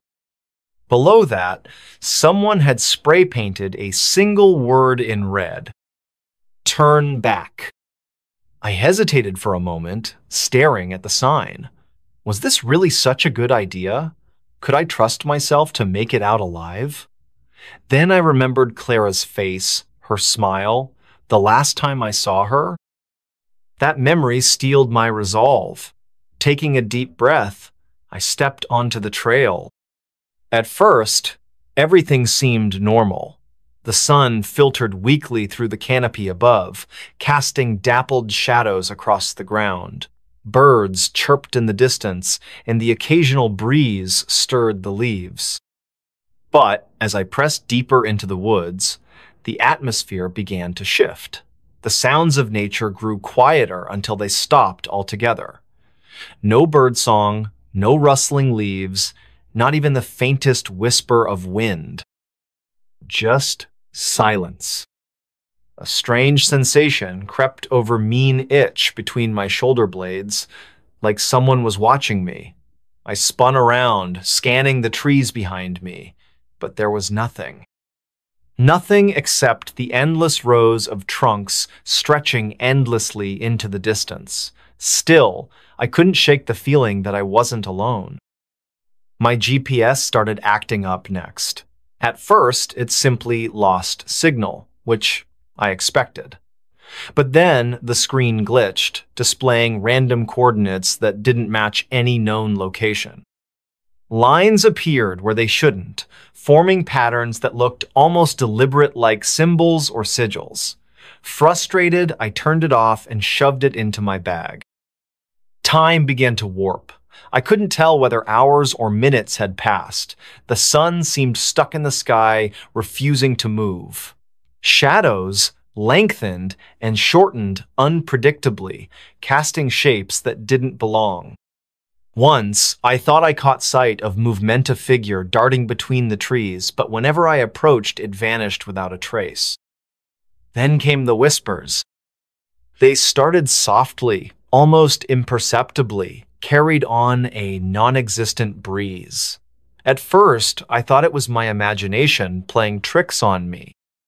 But as I listened closer, I realized the voices weren't random, they were speaking names. Familiar names. Names of people who had gone missing in Black Hollow Woods. Clara, one voice murmured, low and mournful. My heart froze. I spun around, searching for the source, but there was no one there, just the trees, standing silent and unyielding. The further I went, the stranger the forest became. Trees bent at impossible angles, their branches twisting into grotesque shapes. Vines snaked across the ground, writhing like living creatures. Even the air felt different, thicker, heavier, pressing against my chest with each breath. And still, the whispers followed me, growing louder, more insistent. You shouldn't be here. Turn back while you can. They're waiting. For a brief moment, I considered doing exactly that, but something drove me forward, a compulsion I couldn't explain. Maybe it was guilt, maybe it was hope, or maybe it was something darker, a pull exerted by the woods themselves. Eventually, I reached what I believed to be the center of Black Hollow Woods. The trees thinned slightly here, revealing a clearing bathed in an unnatural light. It wasn't sunlight, it was colder, paler, casting long, distorted shadows that danced erratically across the ground. In the middle of the clearing stood a massive tree, its trunk blackened and cracked, its roots spreading outward like clawed fingers. Carved into its bark were symbols I didn't recognize, glowing faintly with a sickly green hue. As I approached, the whispers grew deafening. Now, they weren't just names, they were memories, fragments of conversations, moments stolen from my mind. I heard Clara's laugh, her voice teasing me about something trivial. I heard my mother crying after learning of Clara's disappearance. I heard myself screaming in terror as the realization hit me. The forest was feeding off my memories. Panic surged within me, but I forced myself to focus. What was this place? Why did it exist? And why did it seem so intent on consuming those who entered? That's when I noticed the figures gathered at the edge of the clearing. At first, I thought they were statues, lifeless, unmoving shapes carved from stone. But as I watched, they shifted, turning their heads ever so slightly to regard me. Faces emerged from the darkness, pale and gaunt, their eyes hollow pits of emptiness. "Welcome home," one of them rasped. Home? What did they mean by that? Before I could ask, the ground beneath me trembled violently. Roots burst forth from the earth, wrapping around my legs, pulling me toward the massive tree. I struggled, kicking and clawing at the soil, but the roots held fast. Panic gave way to desperation as the whispers turned into screams, echoing in my ears until I thought I'd go mad. And then, just as suddenly as it began, it stopped. The roots released me, retreating back into the ground. The figures in the clearing dissolved into mist, leaving me alone once more. The tree loomed above me, its glowing symbols dimming until they vanished entirely. For a moment, I sat there, trembling, trying to process what had just happened. It was then that I noticed the notebook. Propped against the base of the tree was a small, leather-bound journal. Its pages were yellowed with age, the ink faded, but still legible. Curiosity got the better of me, and I picked it up, flipping through the entries. Each one belonged to someone who had entered Black Hollow Woods before me, people who had written down their experiences, their fears, their final thoughts before disappearing forever. The last entry was unfinished. I don't know what this place is, but it knows me. It knows everything about me. It shows me things I wish I could forget, makes me relive moments I'd rather bury. Is this what happens to everyone who comes here? Do we all end up trapped in our own minds? Beneath the words was a single sentence scrawled in frantic handwriting. If you're reading this, run. Get out while you still can. I dropped the notebook and stumbled backward, my pulse racing. Run? How could I run when I didn't even know where I was anymore? The paths had twisted and turned, leading me in circles until I lost all sense of direction. And now, standing in this eerie clearing, I wondered if escape was even possible. As the days, perhaps hours dragged on, I began to piece together the truth about Black Hollow Woods. It wasn't a physical place, not entirely. Yes, the trees and the ground existed, but the forest itself was something else, a gateway, a prison, a manifestation of whatever dwelled beyond the veil of reality. The whispers, the memories, the figures in the clearing, all of it was part of the forest's design. It fed on emotions, on fears and regrets, using them to ensnare its victims. Those who entered rarely left, not because they were killed, but because they became part of the woods themselves. Trapped in an endless loop of torment, reliving their worst moments over and over again. But there was more, much more. In the quiet moments, when the whispers subsided and the forest seemed almost peaceful, I began to hear another sound of voice, distinct and clear, speaking directly to me. It wasn't human, not exactly, but it understood my language well enough. It called me by name, promised me answers if I stayed, if I surrendered. "What do you want?" I demanded, though I wasn't sure if it could hear me. "To show you the truth," it replied, its voice resonating in my mind. "To let you see what lies beyond." Beyond what? Beyond the woods? Beyond life itself? The voice didn't answer. Instead, it showed me images, flashes of light and shadow, glimpses of places I couldn't begin to comprehend.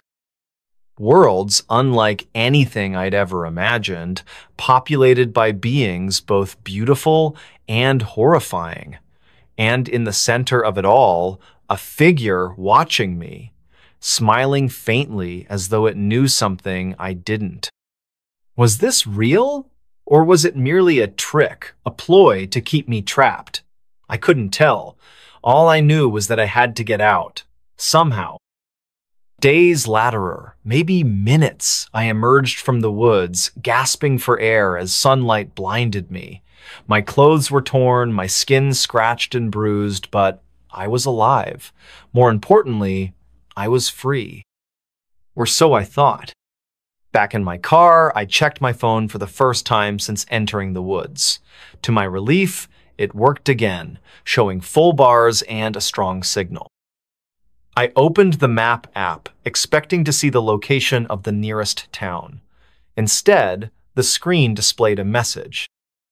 "You're still here." My blood ran cold. I stared at the phone, then glanced around me. The forest loomed in the rearview mirror, its edges blurring and shifting as though mocking me. Had I truly escaped?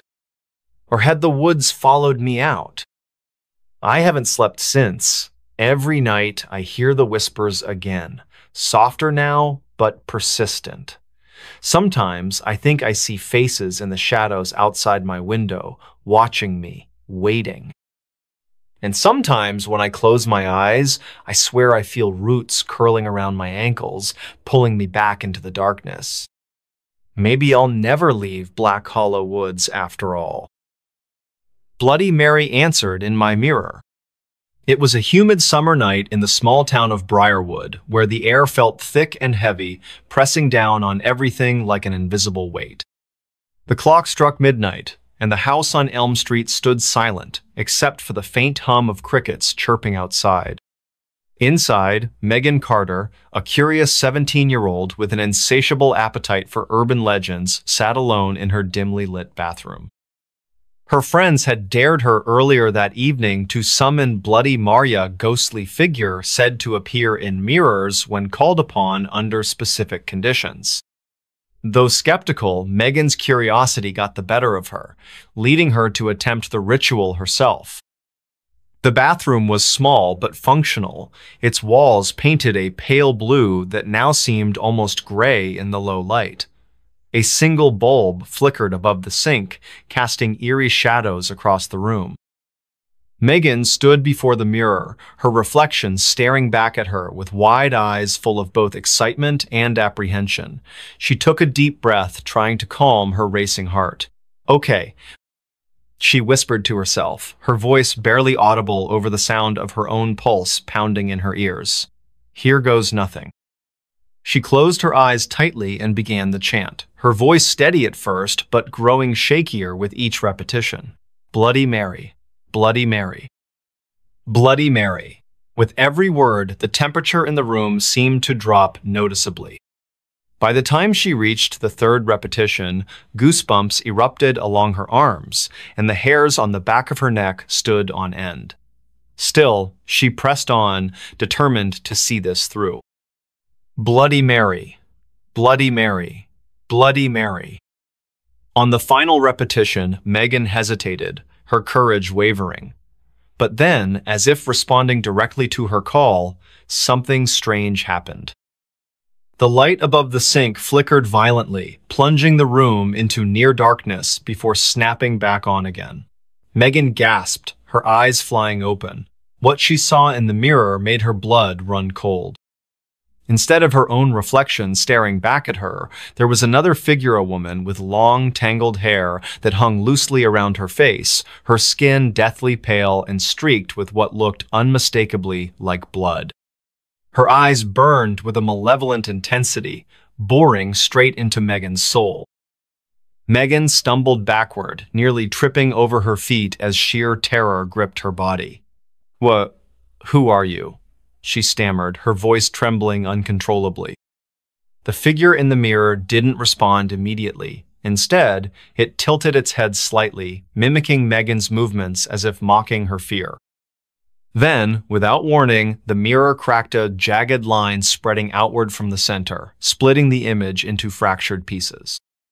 Megan screamed, covering her ears as a deafening screech filled the air, echoing off the walls and reverberating through her skull. Outside, the storm that had been brewing all evening finally broke loose. Thunder roared in the distance, lightning illuminating the sky with brilliant flashes of white-hot energy. Rain began pelting against the windows, adding to the cacophony of sounds that now surrounded Megan. Trapped in the bathroom, she could feel the atmosphere shifting, becoming heavier, more oppressive. It was as though the very fabric of reality was bending to accommodate some otherworldly presence. Desperate to escape, Megan turned and bolted toward the door, wrenching it open and fleeing down the hallway. Her bare feet slapped against the cool wooden floor as she ran, her breathing ragged and uneven. Behind her, she swore she heard footsteps soft but deliberate, following her every move. Each step echoed eerily through the otherwise silent house, sending chills down her spine. When she reached her bedroom, she slammed the door shut and locked it, leaning heavily against it as relief washed over her momentarily. But the reprieve was short-lived. As Megan caught her breath, she noticed something odd about her room. Shadows danced across the walls, moving independently of any light source. The curtains billowed despite no wind entering through the closed windows. And then came the whispers, faint at first, but gradually growing louder until they filled the entire space. They were unintelligible, yet undeniably sinister, wrapping themselves around Megan's mind like tendrils of smoke. Unable to bear it any longer, Megan grabbed her phone and dialed her best friend, Clara. "Clara, you won't believe what just happened," she cried out, her voice cracking with emotion. She recounted the events in hurried bursts, pausing only to take shallow breaths between sentences. On the other end of the line, Clara listened intently, her usual skepticism replaced by genuine concern. "Megan, you need to get out of there," she urged urgently. "Go somewhere safe now." But leaving wasn't so simple. As Megan tried to compose herself enough to leave the house, strange occurrences continued to plague her. Objects moved on their own accord, drawers opening and slamming shut seemingly without cause. The lights flickered erratically, plunging parts of the house into darkness while others remained inexplicably illuminated. Most disturbing of all was the feeling of being watched not just by the entity in the mirror, but by something else entirely. Something older, darker, more primal. By dawn, Megan realized she couldn't stay in the house another minute. Summoning whatever courage she had left, she gathered her things and slipped outside, the fresh morning air providing a stark contrast to the suffocating atmosphere inside. She drove to Clara's house, where she collapsed onto the couch, sobbing uncontrollably as she recounted every detail of the horrifying ordeal. Together, they researched Bloody Mary legends, piecing together fragments of information that hinted at the origins of the vengeful spirit said to haunt countless mirrors across the country. Over the following weeks, Megan noticed subtle changes in her life. Strange reflections appeared in mirrors even when she knew no one else was present. Whispers followed her wherever she went, haunting her dreams and seeping into her waking moments. No matter how hard she tried to convince herself it was all in her head, deep down she knew the truth. Bloody Mary had answered her call, and now she wouldn't let go easily. Months later, Megan still carries the scars of that fateful night. Though she has since moved away from Briarwood, seeking solace in unfamiliar surroundings, the memories linger like ghosts refusing to be exorcised. Every now and then, late at night when the world seems most still, she glances nervously into the mirror, half expecting to see those same hollow eyes staring back at her once more. Next story. The Clapping Man of Missouri. He only comes when you clap back. It all started with a whisper in the wind, or so it seemed. I was sitting on the porch of my uncle's cabin late one evening, sipping lukewarm coffee and staring out into the darkness that stretched endlessly beyond the edge of town. It was August, and the air carried an oppressive heat that clung to your skin like a second layer of clothing. The crickets chirped rhythmically, their song blending seamlessly with the hum of cicadas. Everything felt normal, until it didn't. Let me back up for a moment. My name is Alex, and I grew up in a small rural town called Willow Creek, nestled deep within the rolling hills of Missouri. If you've never been here, picture this: endless fields of golden corn swaying gently under the sun, narrow dirt roads winding through dense forests where sunlight barely penetrates, and a quiet stillness that lingers even when the world outside seems chaotic. But beneath that serene surface lies something darker, something whispered about by locals over hushed tones during late-night gatherings at the diner or around campfires deep in the woods. You see, Willow Creek has its own urban legenda story passed down through generations, told to children as cautionary tales and dismissed by adults as mere superstition. They call him the Clapping Man. As kids, we heard snippets of the tale from older siblings or friends whose parents had warned them not to stray too far into the woods after dark. According to legend, the Clapping Man roams the outskirts of Willow Creek, appearing only in places untouched by civilization, abandoned barns, desolate fields, and shadowy groves where trees twist unnaturally toward the sky. He's said to be drawn to sound specifically, clapping. Here's how the story goes. If you clap twice or more in these isolated areas, he will come, and once he arrives, there's no turning back.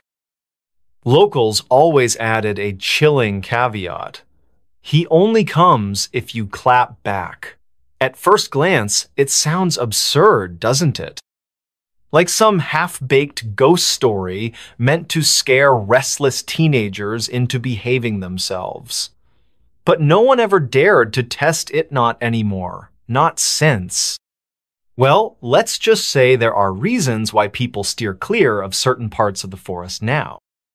Fast forward 10 years later, and I found myself returning to Willow Creek for what was supposed to be a peaceful summer break before starting graduate school. My childhood best friend, Jamie, had invited me to join her and a group of friends for a weekend camping trip near Old Hollow Lake, a secluded area surrounded by towering pines and thick underbrush. It wasn't exactly my idea of fun. I'd rather stay indoors reading books, but Jamie insisted, claiming it would help me reconnect with nature.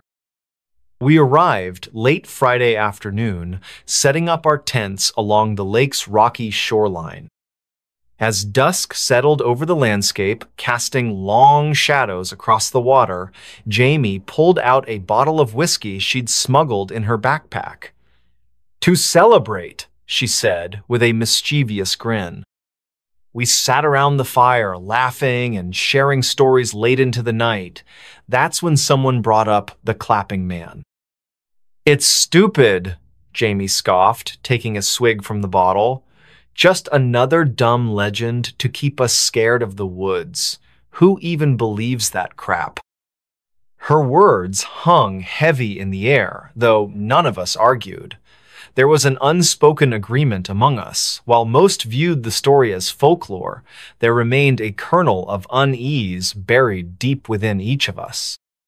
Maybe it was the way the wind picked up suddenly, rustling the leaves overhead, or the distant howl of a coyote echoing through the valley. Whatever it was, it made the silence afterward feel heavier than usual. Then came the dare. "Fine," Jamie said, slamming the bottle onto a log. "If you guys don't believe me, let's prove it.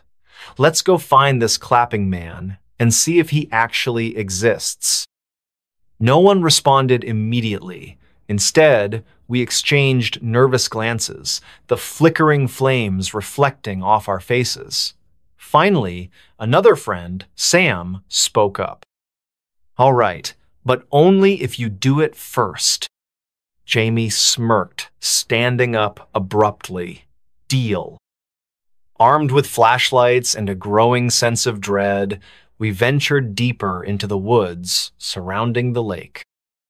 The path narrowed quickly, forcing us to walk single file as the canopy above thickened, blocking out the moonlight. Every snap of a twig or scuttle of unseen creatures sent shivers down my spine, but I tried to convince myself it was just the alcohol talking. When we reached a clearing, Jamie stopped abruptly. She turned to face us, her eyes gleaming with determination or maybe bravado. "Watch closely," she said, raising her hands. Then, without hesitation, she clapped twice. The sound echoed through the clearing, reverberating off the trees before fading into silence. For a moment, nothing happened. Just the soft rustle of leaves and the occasional chirp of insects. Then, a faint clap, distant yet unmistakable, answered hers. I froze, my breath catching in my throat. Beside me, Sam muttered, "Did you hear that?"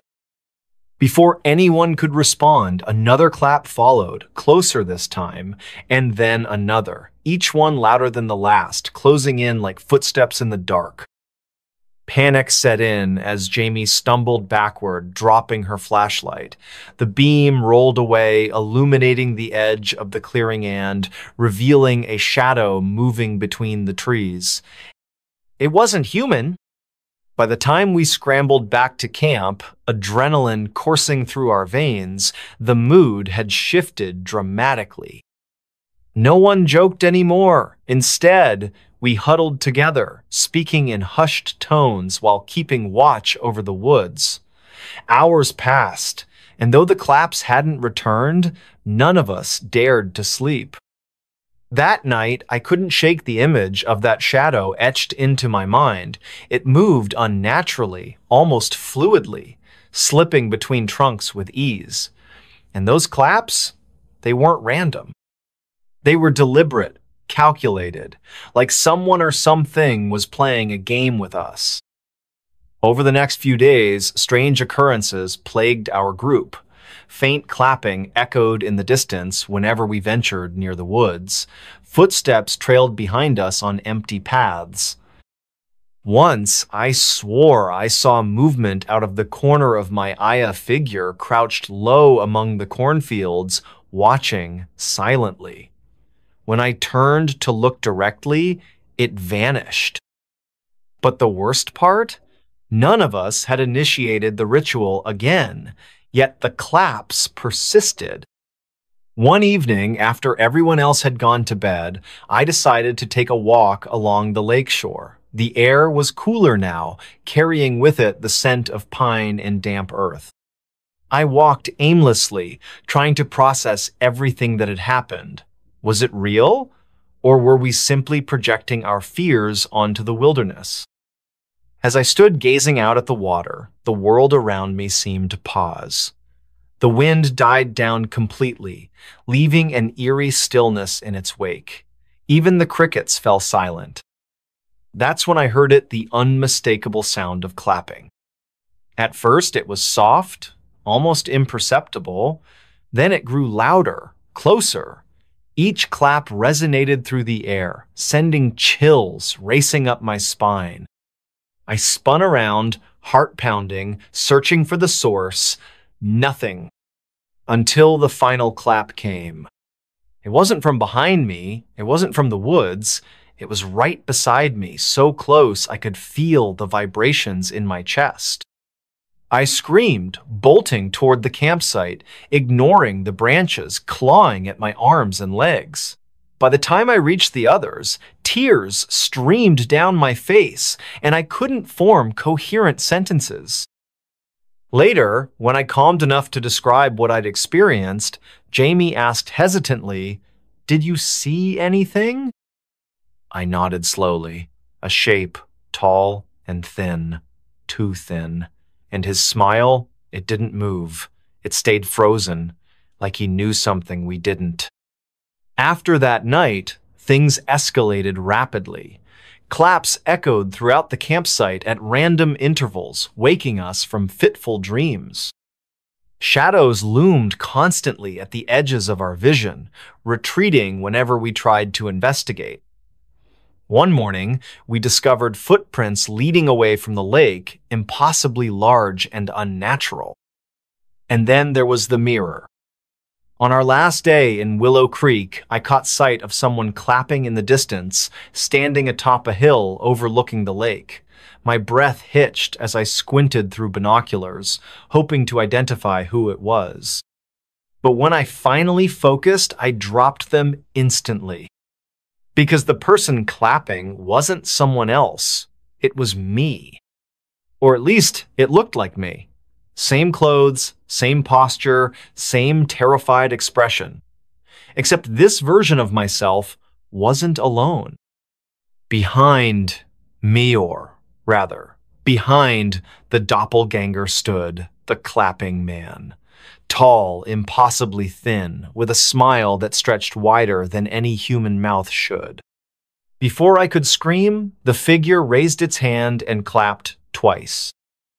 This time, I didn't answer. Because I knew better. Now, months later, I still hear claps sometimes. Not every day, but often enough to remind me that whatever we unleashed that night isn't done with us yet. And each time, I wonder, did I summon it? Or was it waiting all along? Whoever, whatever it is, it knows me, and it won't stop until it gets what it wants. So please heed my warning. Don't clap back, because once you do, there's no going back. Black-eyed kids knocked on my door. Late one evening, around 10:45 p.m., in the quiet town of Eldridge, Ohio, a chilling event unfolded at the home of a woman named Emily Carter. The night was unusually still, with no wind to stir the leaves or rustle through the trees. A thick silence enveloped the area, broken only by the distant hum of an occasional car passing on the highway miles away. The moon hung low in the sky, casting an eerie silver glow over everything it touched. Inside her modest two-story house, Emily sat alone on the couch, engrossed in a book while sipping lukewarm tea. Her dog, Max, a loyal golden retriever, lay sprawled at her feet, his breathing steady and rhythmic. Emily had just turned the page when she heard Ida's soft but distinct knock at the front door. At first, she thought it might be a neighbor stopping by unannounced, though that seemed odd given the late hour. She glanced at the clock again, confirming the time. Who could possibly be visiting now? Setting her book down carefully, she rose from the couch, her heart beginning to beat faster as unease crept into her mind. Max lifted his head, ears perked, sensing something amiss. He let out a low growl, his tail twitching nervously against the carpet. As Emily approached the door, she hesitated, peering cautiously through the peephole. What she saw made her blood run cold. There stood two children, no older than 10 or 11 years old, dressed in dark clothing that seemed far too formal for their age. Their faces were pale, almost ghostly white under the dim porch light. But what truly unnerved Emily were their eyes pitch black, void of any visible iris or pupil, like staring into the depths of endless night. Her breath caught in her throat, and she instinctively stepped back from the door.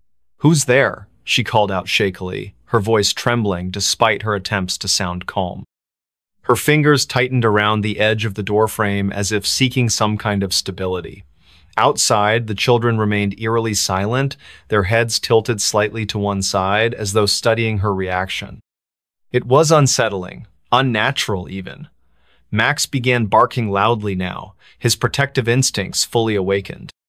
His frantic noises filled the otherwise silent house, creating a stark contrast to the oppressive stillness outside. "Please," one of the children finally spoke, their voice surprisingly deep and resonant for such young-looking beings. "We need help. Our car broke down nearby and we don't have anywhere else to go tonight." Their tone carried an odd cadence, monotone yet strangely persuasive. Emily felt a strange pull toward opening the door, as if some invisible force urged her to comply. But another part of her screamed louder, warning her not to trust these visitors. "No, I can't," Emily stammered, her resolve strengthening as fear gave way to caution. "I'm sorry, but I cannot open the door. You should call someone who can assist you better." She tried to keep her voice firm, though panic bubbled beneath the surface. the children didn't respond immediately. Instead, they simply stared at her through the glass, their expression unreadable, their black eyes piercing through her soul. Max continued barking furiously, his paws scrabbling against the floor as he paced near the door. Emily backed further away, clutching her chest where her heart pounded wildly. "Go away," she shouted, her voice cracking slightly. "Leave me alone." For a moment, there was silence. Then, without warning, the knocking resumed, this time harder, more insistent. Each blow reverberated through the walls, shaking the very foundation of the house. Emily stumbled backward, nearly tripping over Max, who was now cowering behind her. Tears streamed down her face as sheer terror gripped her body. She grabbed her phone, fumbling with trembling hands to dial 911. "Hello? Yes, this is Emily Carter speaking. I live at 42 Maple Street in Eldridge. Please send someone quickly. I think something dangerous is outside my house." Her voice cracked again as she struggled to explain the situation. The dispatcher assured her help was on the way, but instructed her to stay calm and avoid opening the door under any circumstances. Minutes passed like hours as Emily waited anxiously, every nerve in her body on high alert. The knocking persisted, growing louder and more relentless with each passing second.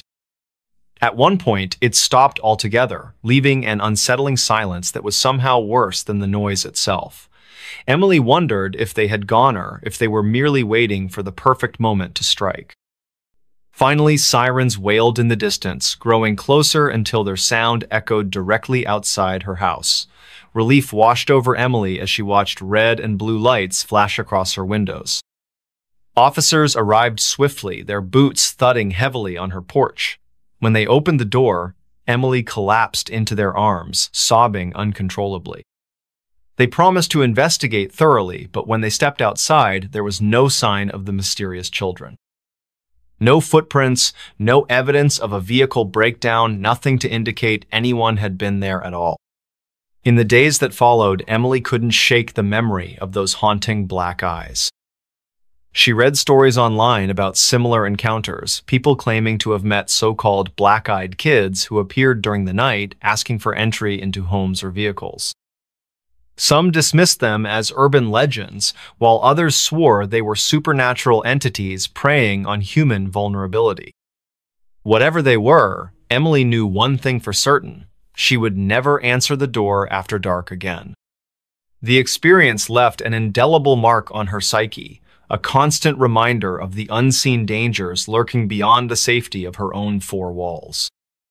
Even months later, whenever she heard a knock at the door, her pulse quickened and her mind replayed that terrifying night in vivid detail. And though she told herself repeatedly that it was over, deep down, she couldn't help but wonder if the black-eyed children were still out there, watching, waiting, searching for their next victim. Next story. The house that changes layout every night. Rooms move when you're asleep. I never thought I'd end up here, this place. It was supposed to be a fresh start, a new chapter in my life after everything fell apart. But now I'm not so sure what's real anymore.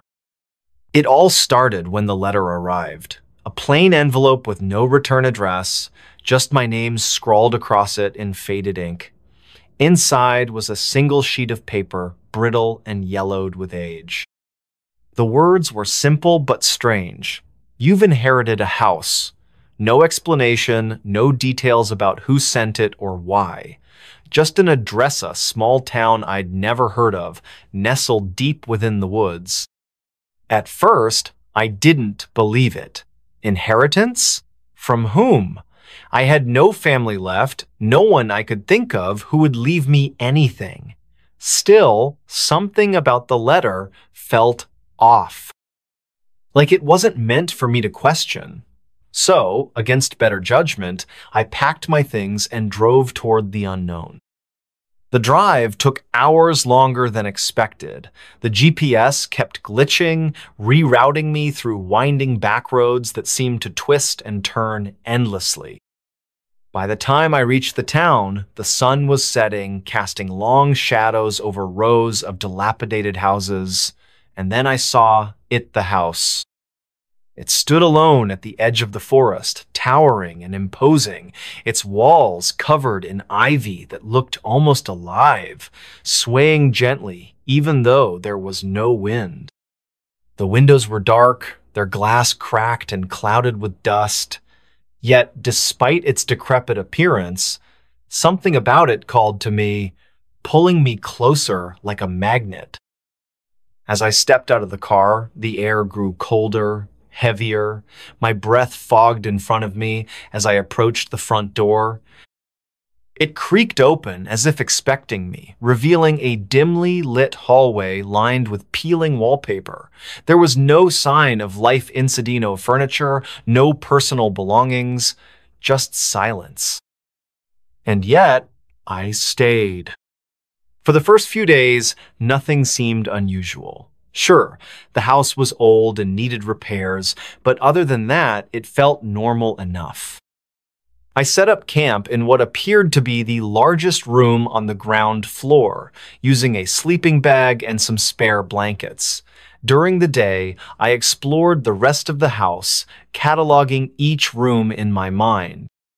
There was a kitchen with rusted appliances, a dining area with a broken table, and several bedrooms upstairs, each more bare than the last. But then, the changes began.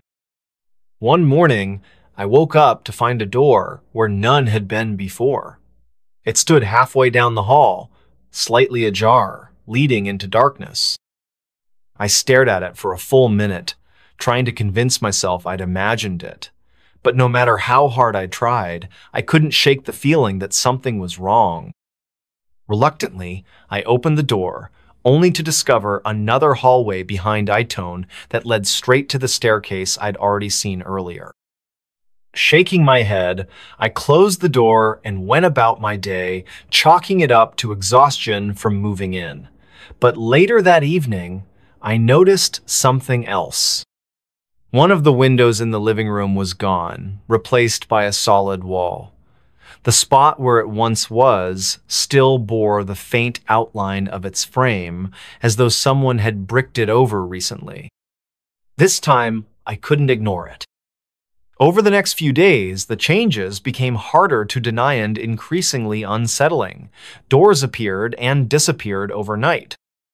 Hallways stretched longer than they should have, sometimes doubling in length, while others shrank until they barely fit me walking through them.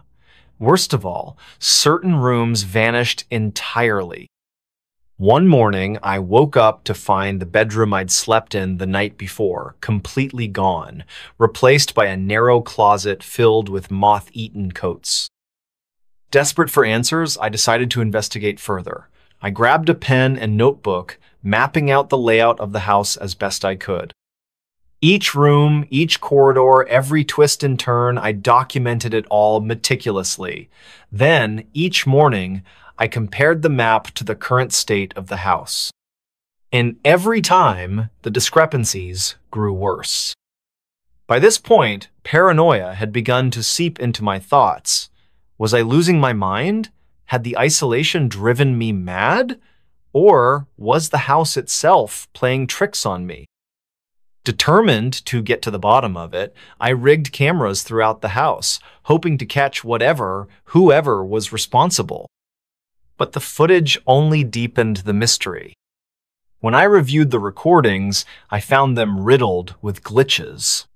Frames skipped randomly, audio cut out inexplicably, and entire sections of video repeated in endless loops.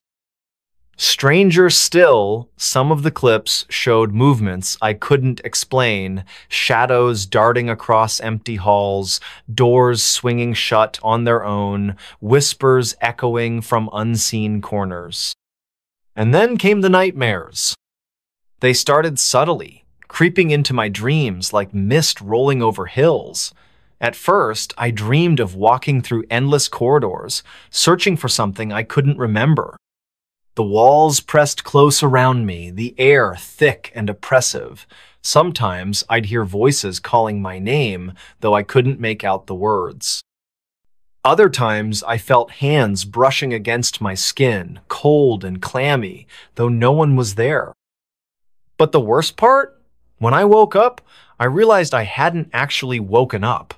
I was still dreaming, trapped in the same labyrinthine passages I'd been exploring moments ago. Only now, the dream felt different, more vivid, more real. That's when I started hearing things at night, when the house was quiet and still. Scratching sounds echoed through the walls, soft but persistent, like fingernails dragging across wood. Footsteps padded lightly above me, though I knew no one else lived here. Occasionally, I'd hear doors opening and closing, their hinges groaning in protest.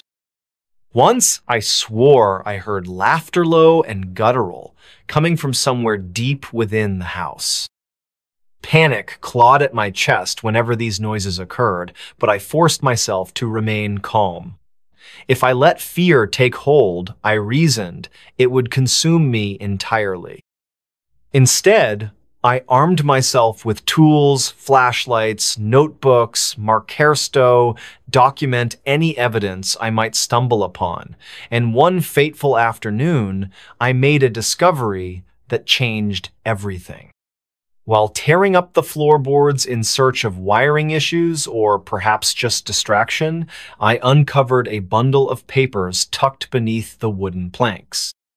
They were brittle and yellowed, much like the inheritance letter I'd received months ago.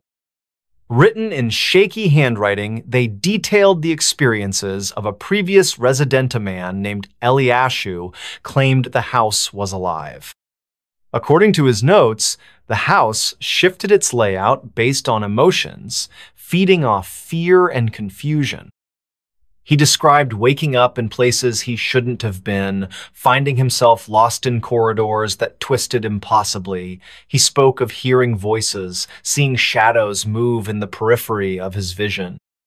Most chillingly, he warned of falling asleep in specific rooms, claiming they pulled you deeper into the house's mind, trapping you forever. I read the entries late into the night, my heart pounding wildly in my chest.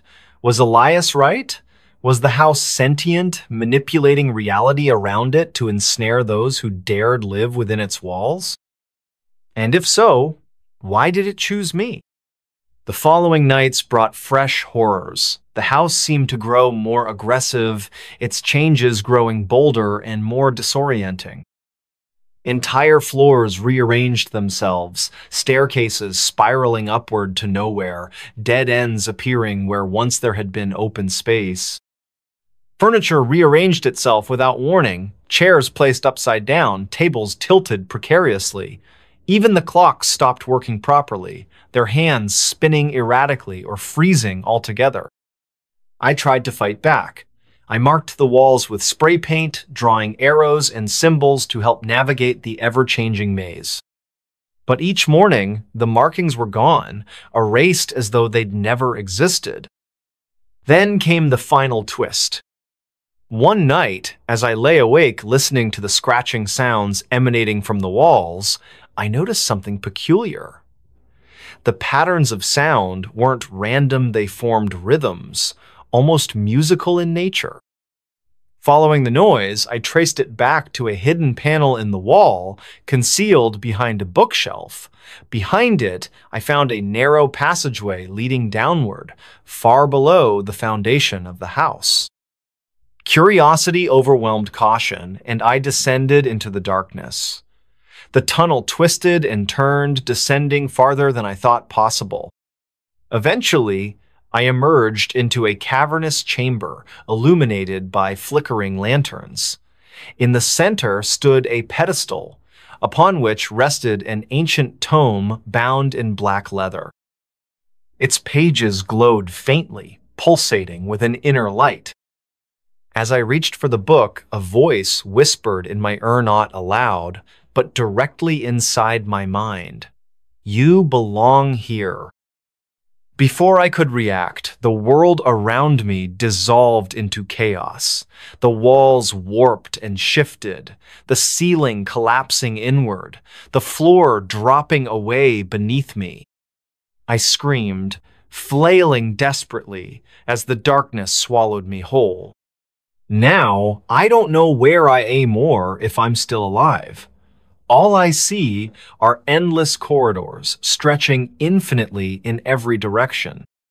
The house calls to me, its voice sweet and seductive, promising peace if I simply surrender. But I can't. Not yet, because if I do, I'll never escape. Will you? Next story. Lost for 7 minutes in another dimension. The wind was calm, the air crisp with autumn's chill. I had been walking along the familiar path near my homia shortcut through the woods that I took every evening after work. It was nothing out of the ordinary, until it happened. I remember stepping outside at exactly 6:43 p.m. My phone told me so. The screen glowed faintly as I scrolled through emails, trying to clear my mind before heading into the forest. The sun hung low on the horizon, casting long shadows across the pavement. Everything seemed normal, too normal. As I entered the wooded area, the trees closed around me like ancient sentinels guarding secrets too old to comprehend. Their branches stretched high above, forming a canopy that filtered the fading sunlight into soft, golden hues. Birds chirped softly in the distance, their melodies blending seamlessly with the rustle of leaves underfoot. It was peaceful, serene even. But then, something shifted. At first, I didn't notice anything unusual. Maybe it was just a trick of the light tour. Perhaps the way the shadows danced against the bark of the trees made them seem more alive than they should have been.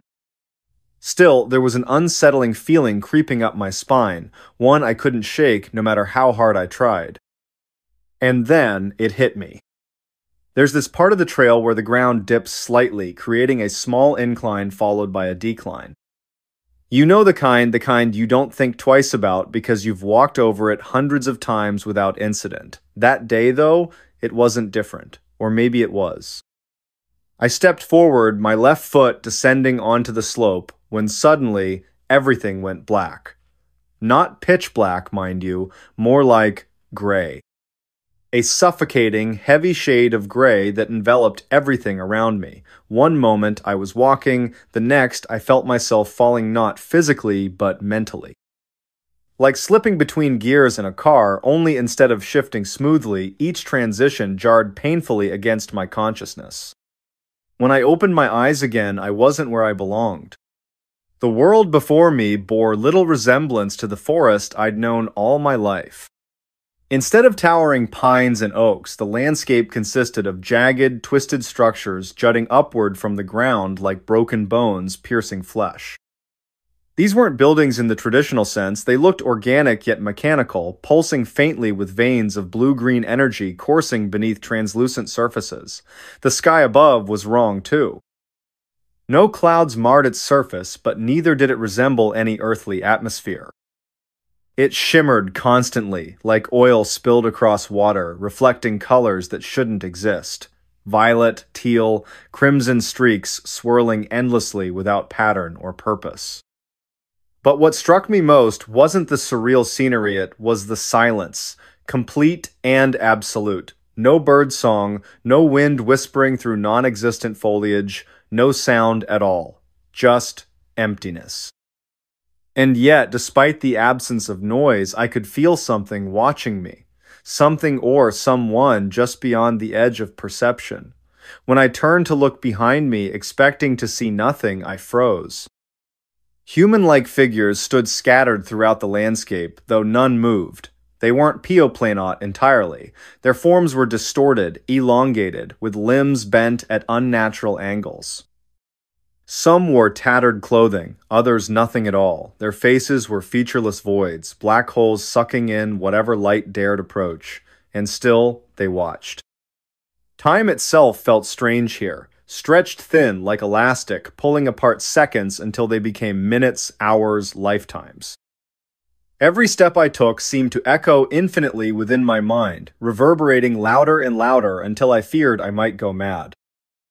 Yet somehow I kept moving forward, driven by some instinctual need to escape this place, even if escape meant facing whatever horrors awaited me elsewhere. How long had I been here? Days? Weeks? Years? Impossible to tell. The passage of time defied logic, bending and folding back upon itself until past and future blurred together into an endless present. Each breath I drew felt heavier than the last, as though the very air resisted my presence.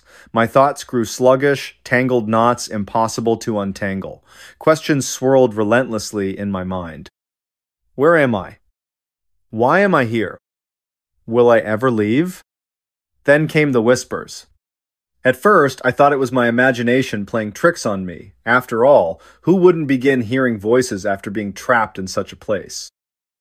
But these weren't mere echoes of my own fears. They carried meaning, intent. Words formed slowly, deliberately, crawling into my ears like insects burrowing into flesh. You belong here, they said. This is your true home. No, I whispered aloud, shaking my head violently. I'm not supposed to be here. They will come for you, the voices continued, ignoring my denial. And when they do... The sentence trailed off, leaving me trembling with dread. Who were they? What would happen when they arrived? Before I could dwell further on the implications, another shift occurred done far more abrupt than the first. One moment I stood amidst those alien structures, surrounded by faceless watchers. The next, I found myself sprawled on the forest floor, gasping for air as though I'd just surfaced from drowning. The familiar scent of pine needles and damp earth filled my nostrils, grounding me in reality once more, or so I thought. Panic surged through me as I scrambled upright, frantically checking my surroundings. Yes, it was the same trail I'd started down earlier. The trees loomed overhead, their silhouettes sharp against the twilight sky. Everything appeared unchanged, except for one crucial detail. My phone read 6:50 p.m. Only 7 minutes had passed since I'd begun my walk. 7 minutes, that's all. Except, I knew better. I knew I'd been gone longer. Much longer. How could I explain the impossible?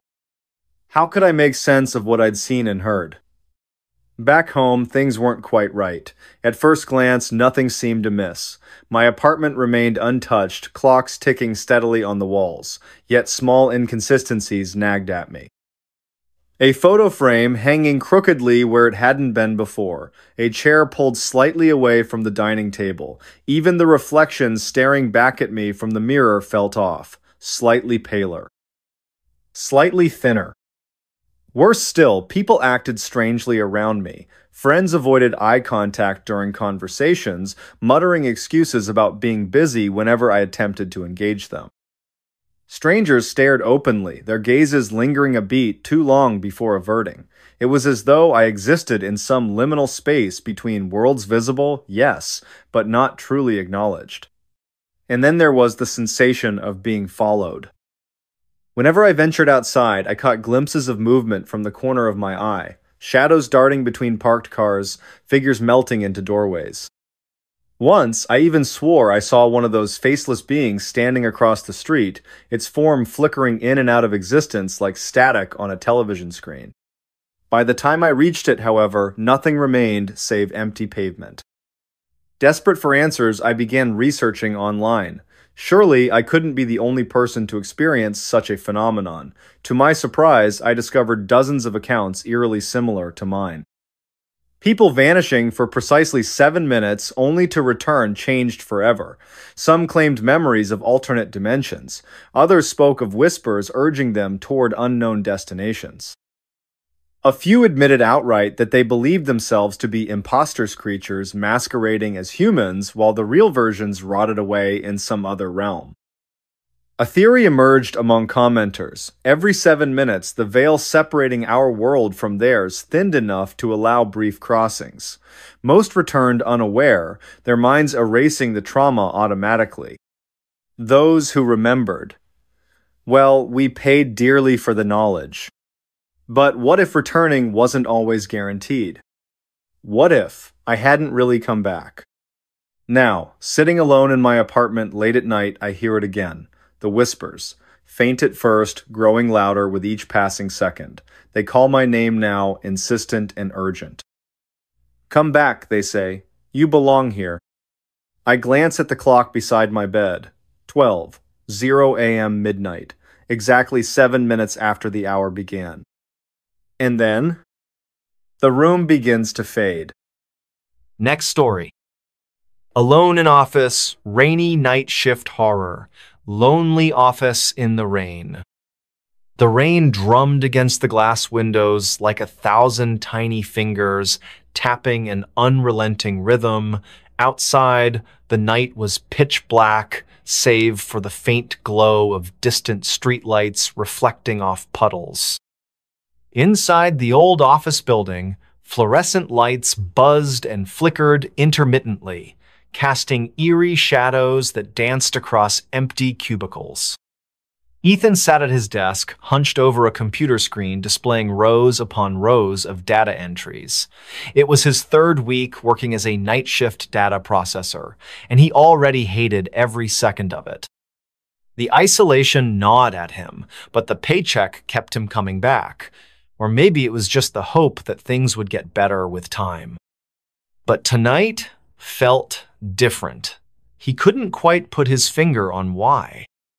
At exactly midnight, the power surged briefly, causing the monitors to blink out before sputtering back to life. Ethan sighed, muttering under his breath about outdated wiring. He glanced up at the clock 12. 3 a.m. tried to focus on the task ahead, but something about the silence pressed down on him, heavier than usual. He reached for his thermos of coffee, only to find it empty. Cursing softly, he stood up from his chair and stretched his sore muscles. As he walked toward the break room, the sound of his footsteps echoed through the cavernous space, each step reverberating like a heartbeat in the darkness.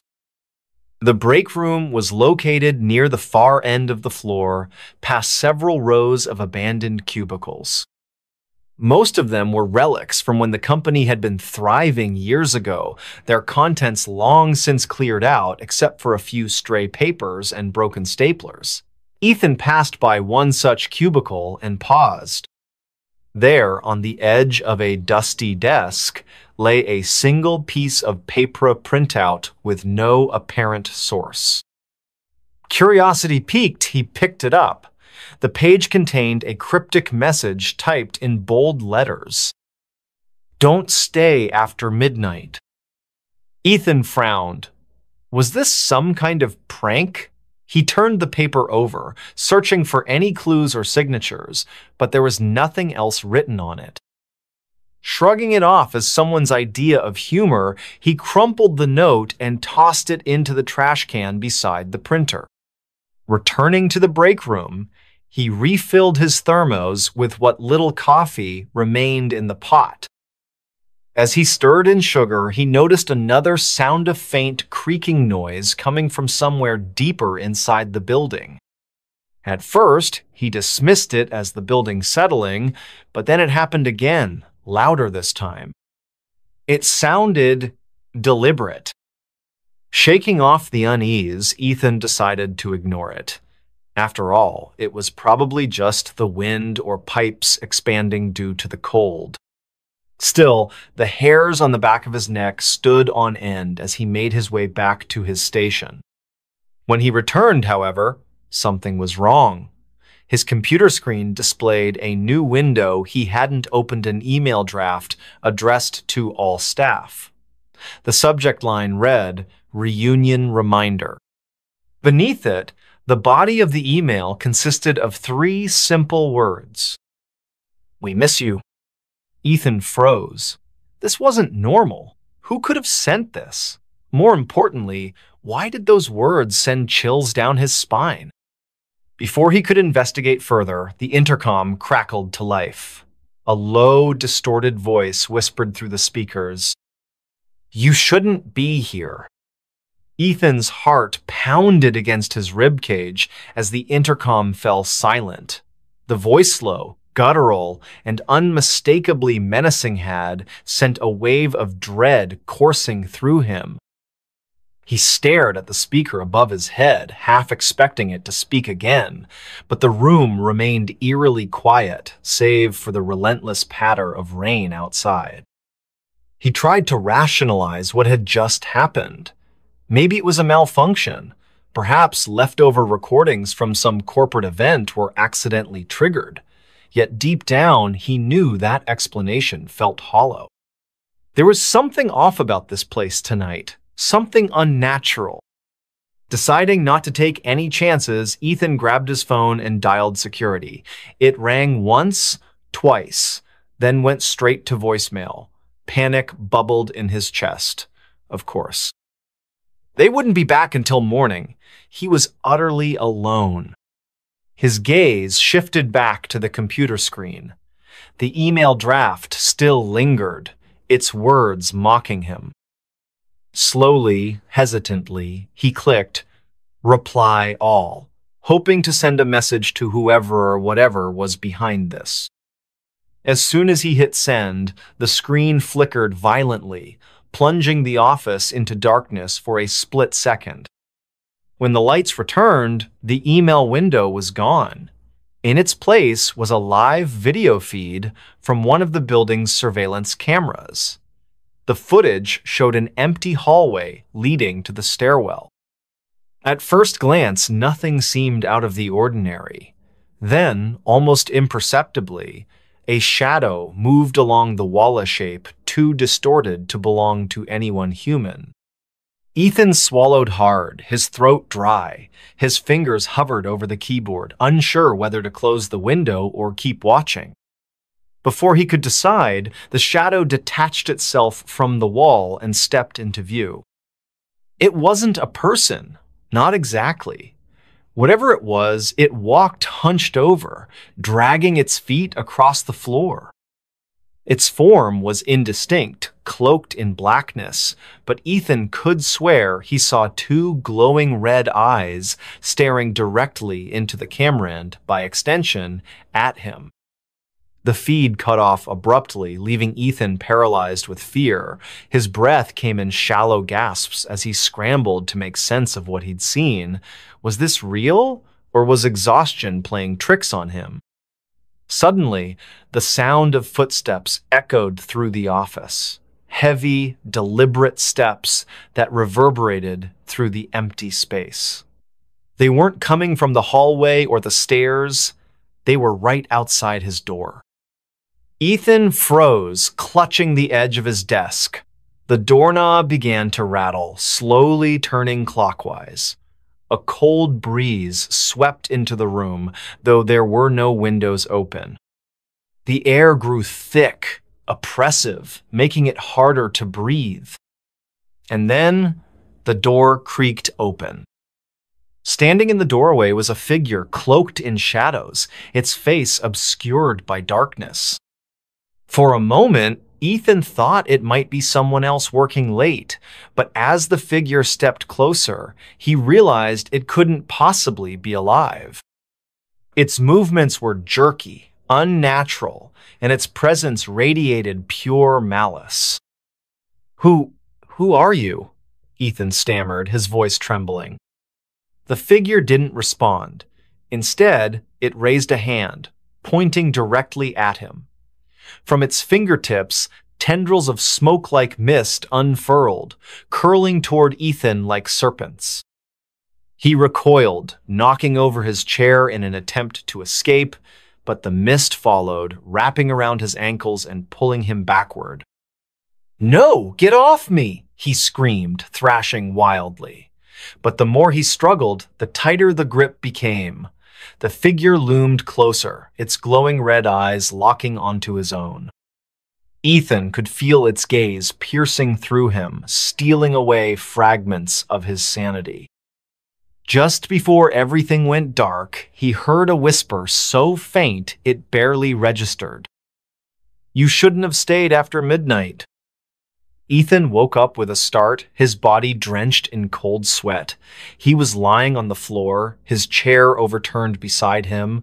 The office lights flickered above, casting an unsettling glow over the room. For a moment, he wondered if it had all been a nightmare, cruel trick of his exhausted mind.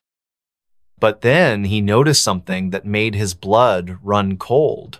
The cryptic note he'd crumpled and thrown away earlier was now pinned to his computer monitor, unfolded, pristine, as though untouched by time.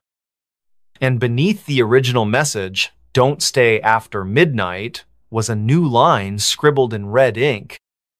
"It's too late for you." Ethan's heart raced. This wasn't a dream. Whatever had happened last night or perhaps this morning was very real. His hands shook as he reached for the note, but before he could touch it, the sound of laughter echoed through the office. It wasn't joyful laughter. It was hollow, mocking, and filled with malice. The noise seemed to come from everywhere and nowhere at the same time, bouncing off walls and twisting into shapes Ethan couldn't comprehend. He pressed himself against the corner of his desk, trying to shrink away from the unseen source. "Who's there?" he called out, his voice barely above a whisper. "Show yourself."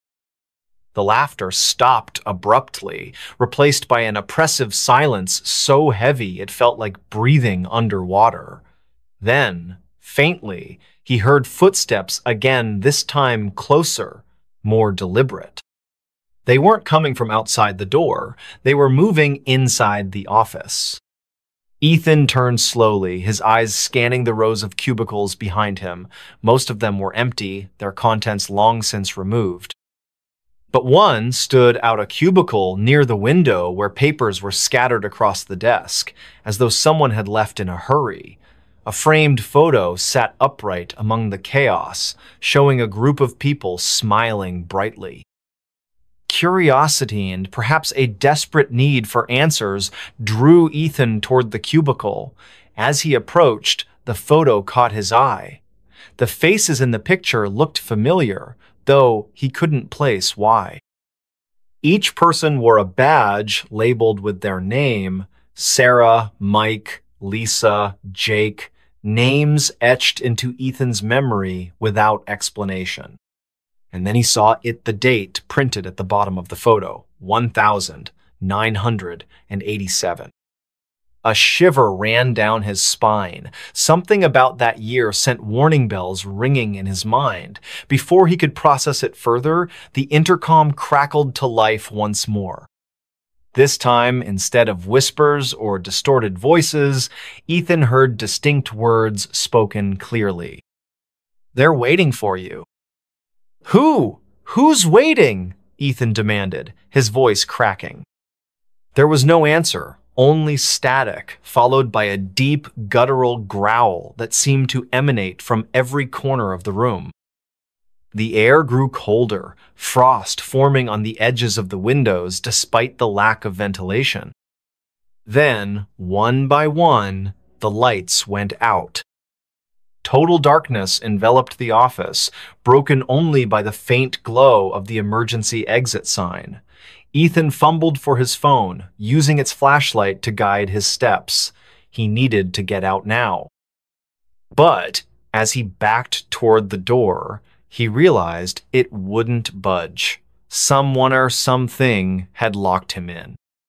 Panic surged through him, but he forced himself to stay calm. If there was a way out, he had to find it. That's when he noticed movement in the shadows.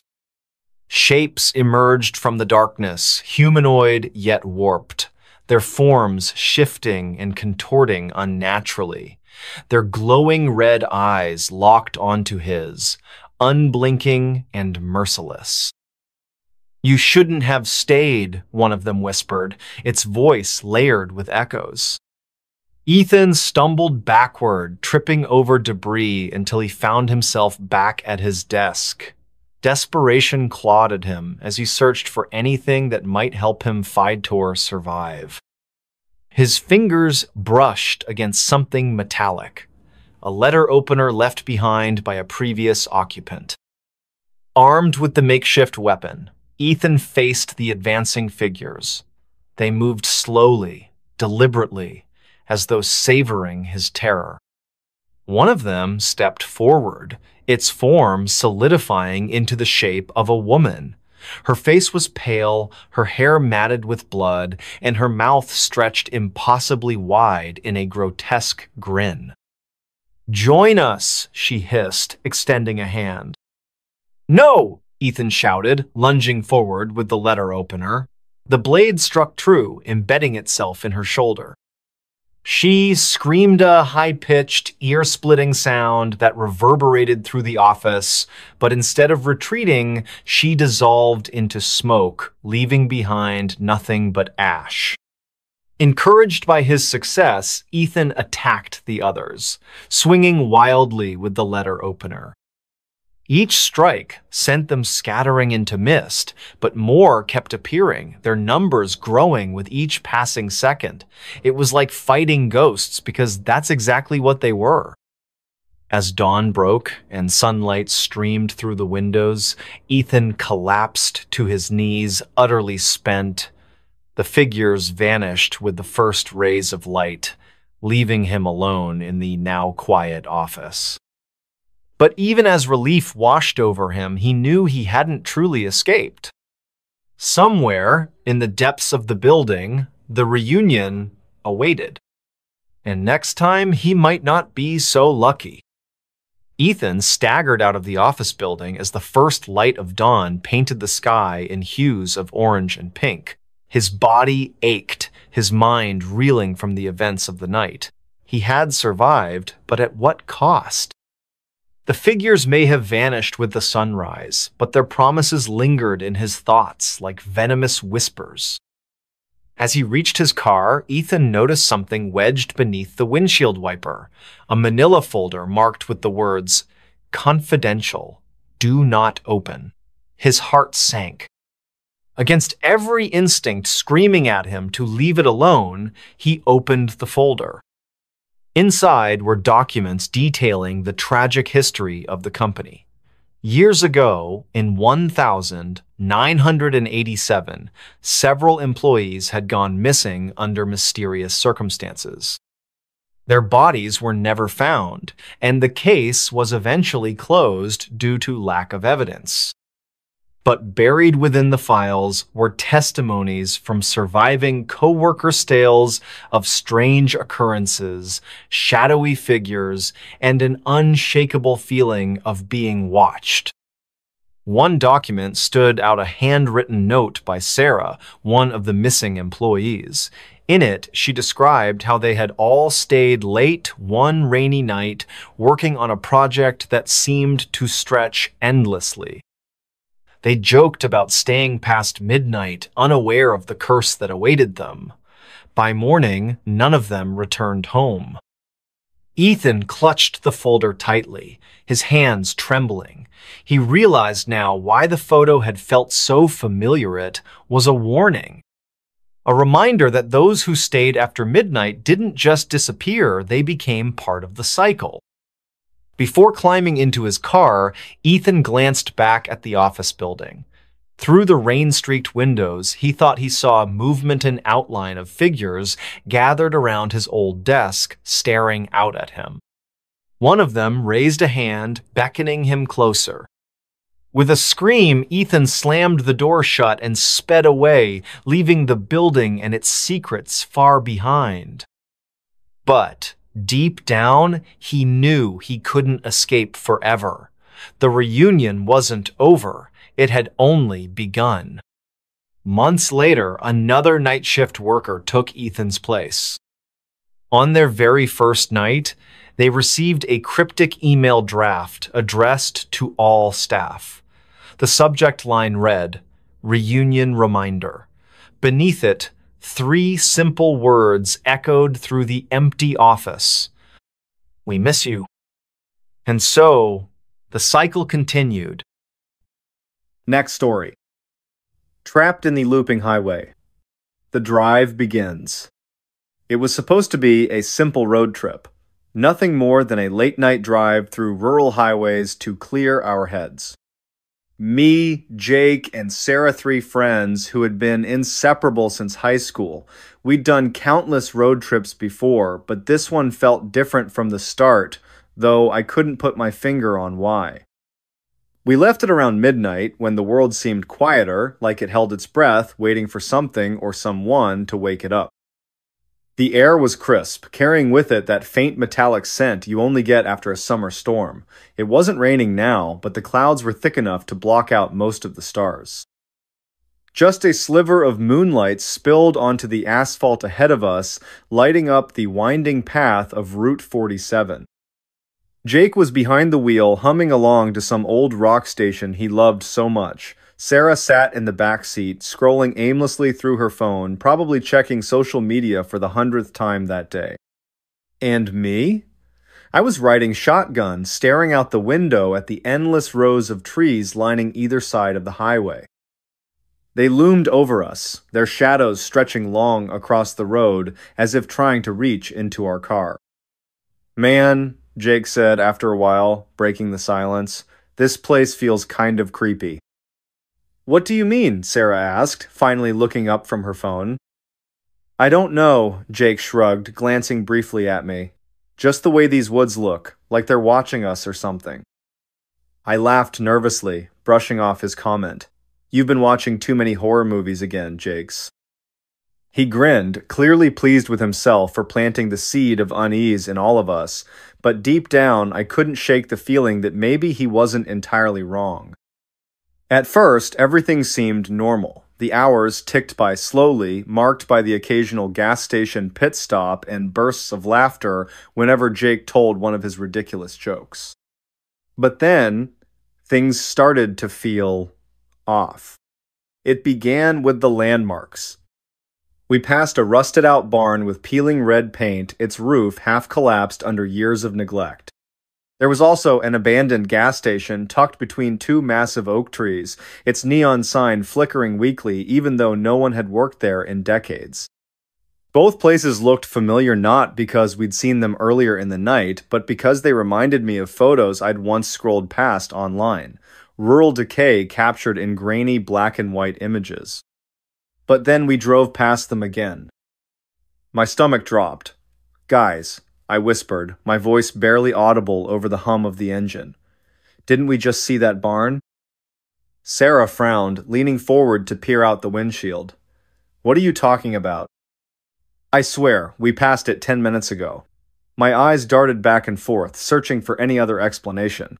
Maybe I'd misremembered, or maybe fatigue was playing tricks on me. After all, it was nearly 3 in the morning. Jake glanced at me, concern etched into his features. "Are you sure, man? Maybe it's just another barn that looks similar." And yet, as we continued driving, the pattern repeated itself.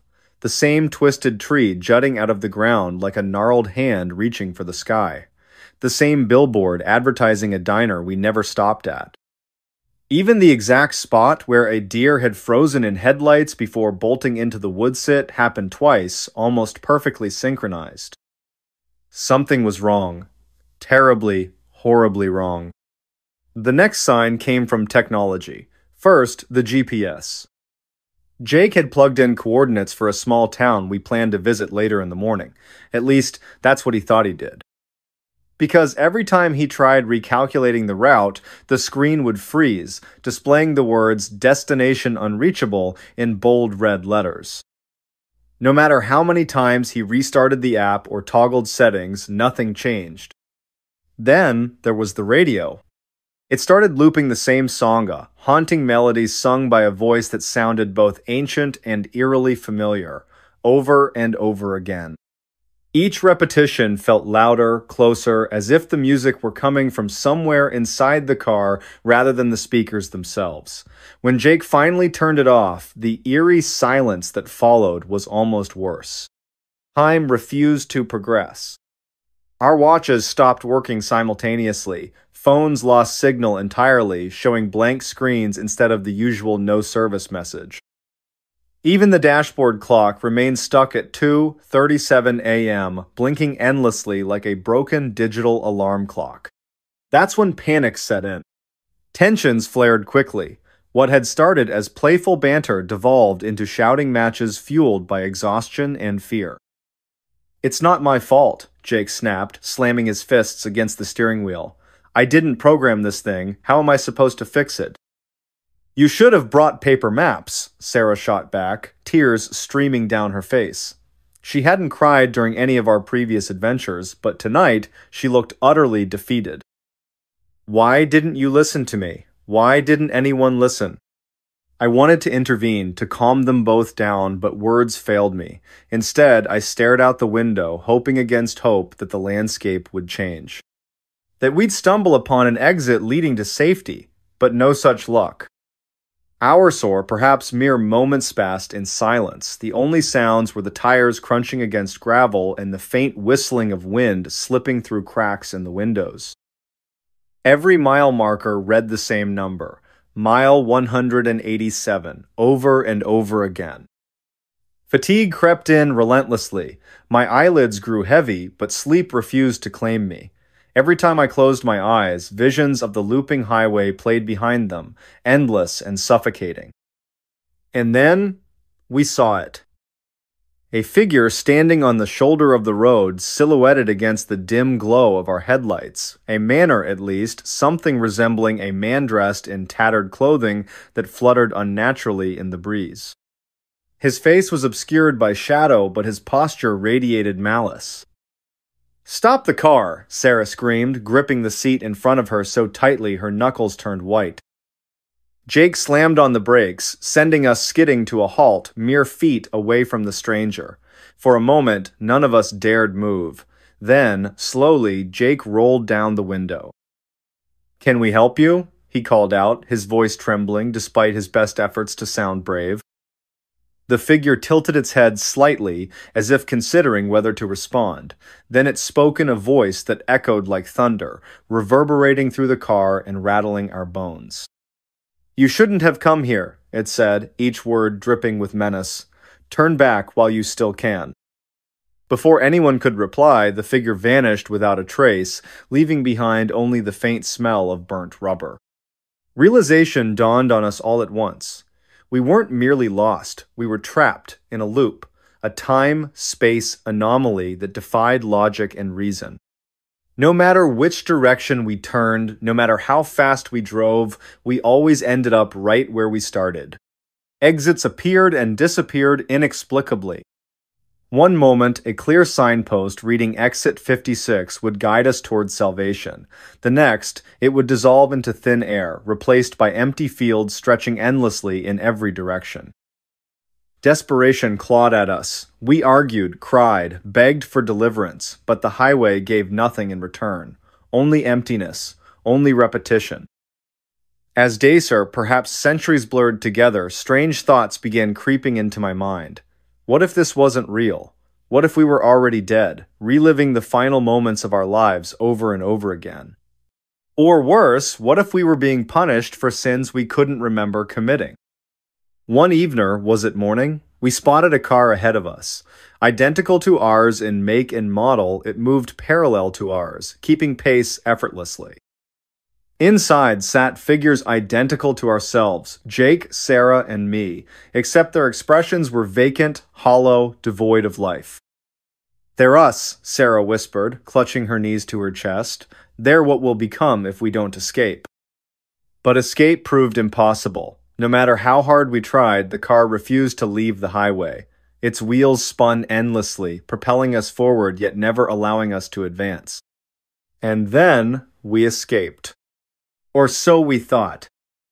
When we finally pulled off the highway, the world outside felt alien. Buildings crumbled, weeds choked sidewalks, and people walked stiffly, their faces pale and gaunt. A newspaper headline caught my eye. "Local teens disappear on mysterious highway. Last seen 3 years ago." 3 years? Impossible. Yet the date matched today's reality, or what passed for reality now. Relief washed over us briefly, but it was short-lived. As we stood outside the car, catching our breath, I noticed something unsettling. The same rusted-out barn we'd seen countless times on the highway loomed in the distance, its silhouette unmistakable. "No," I muttered, my voice trembling.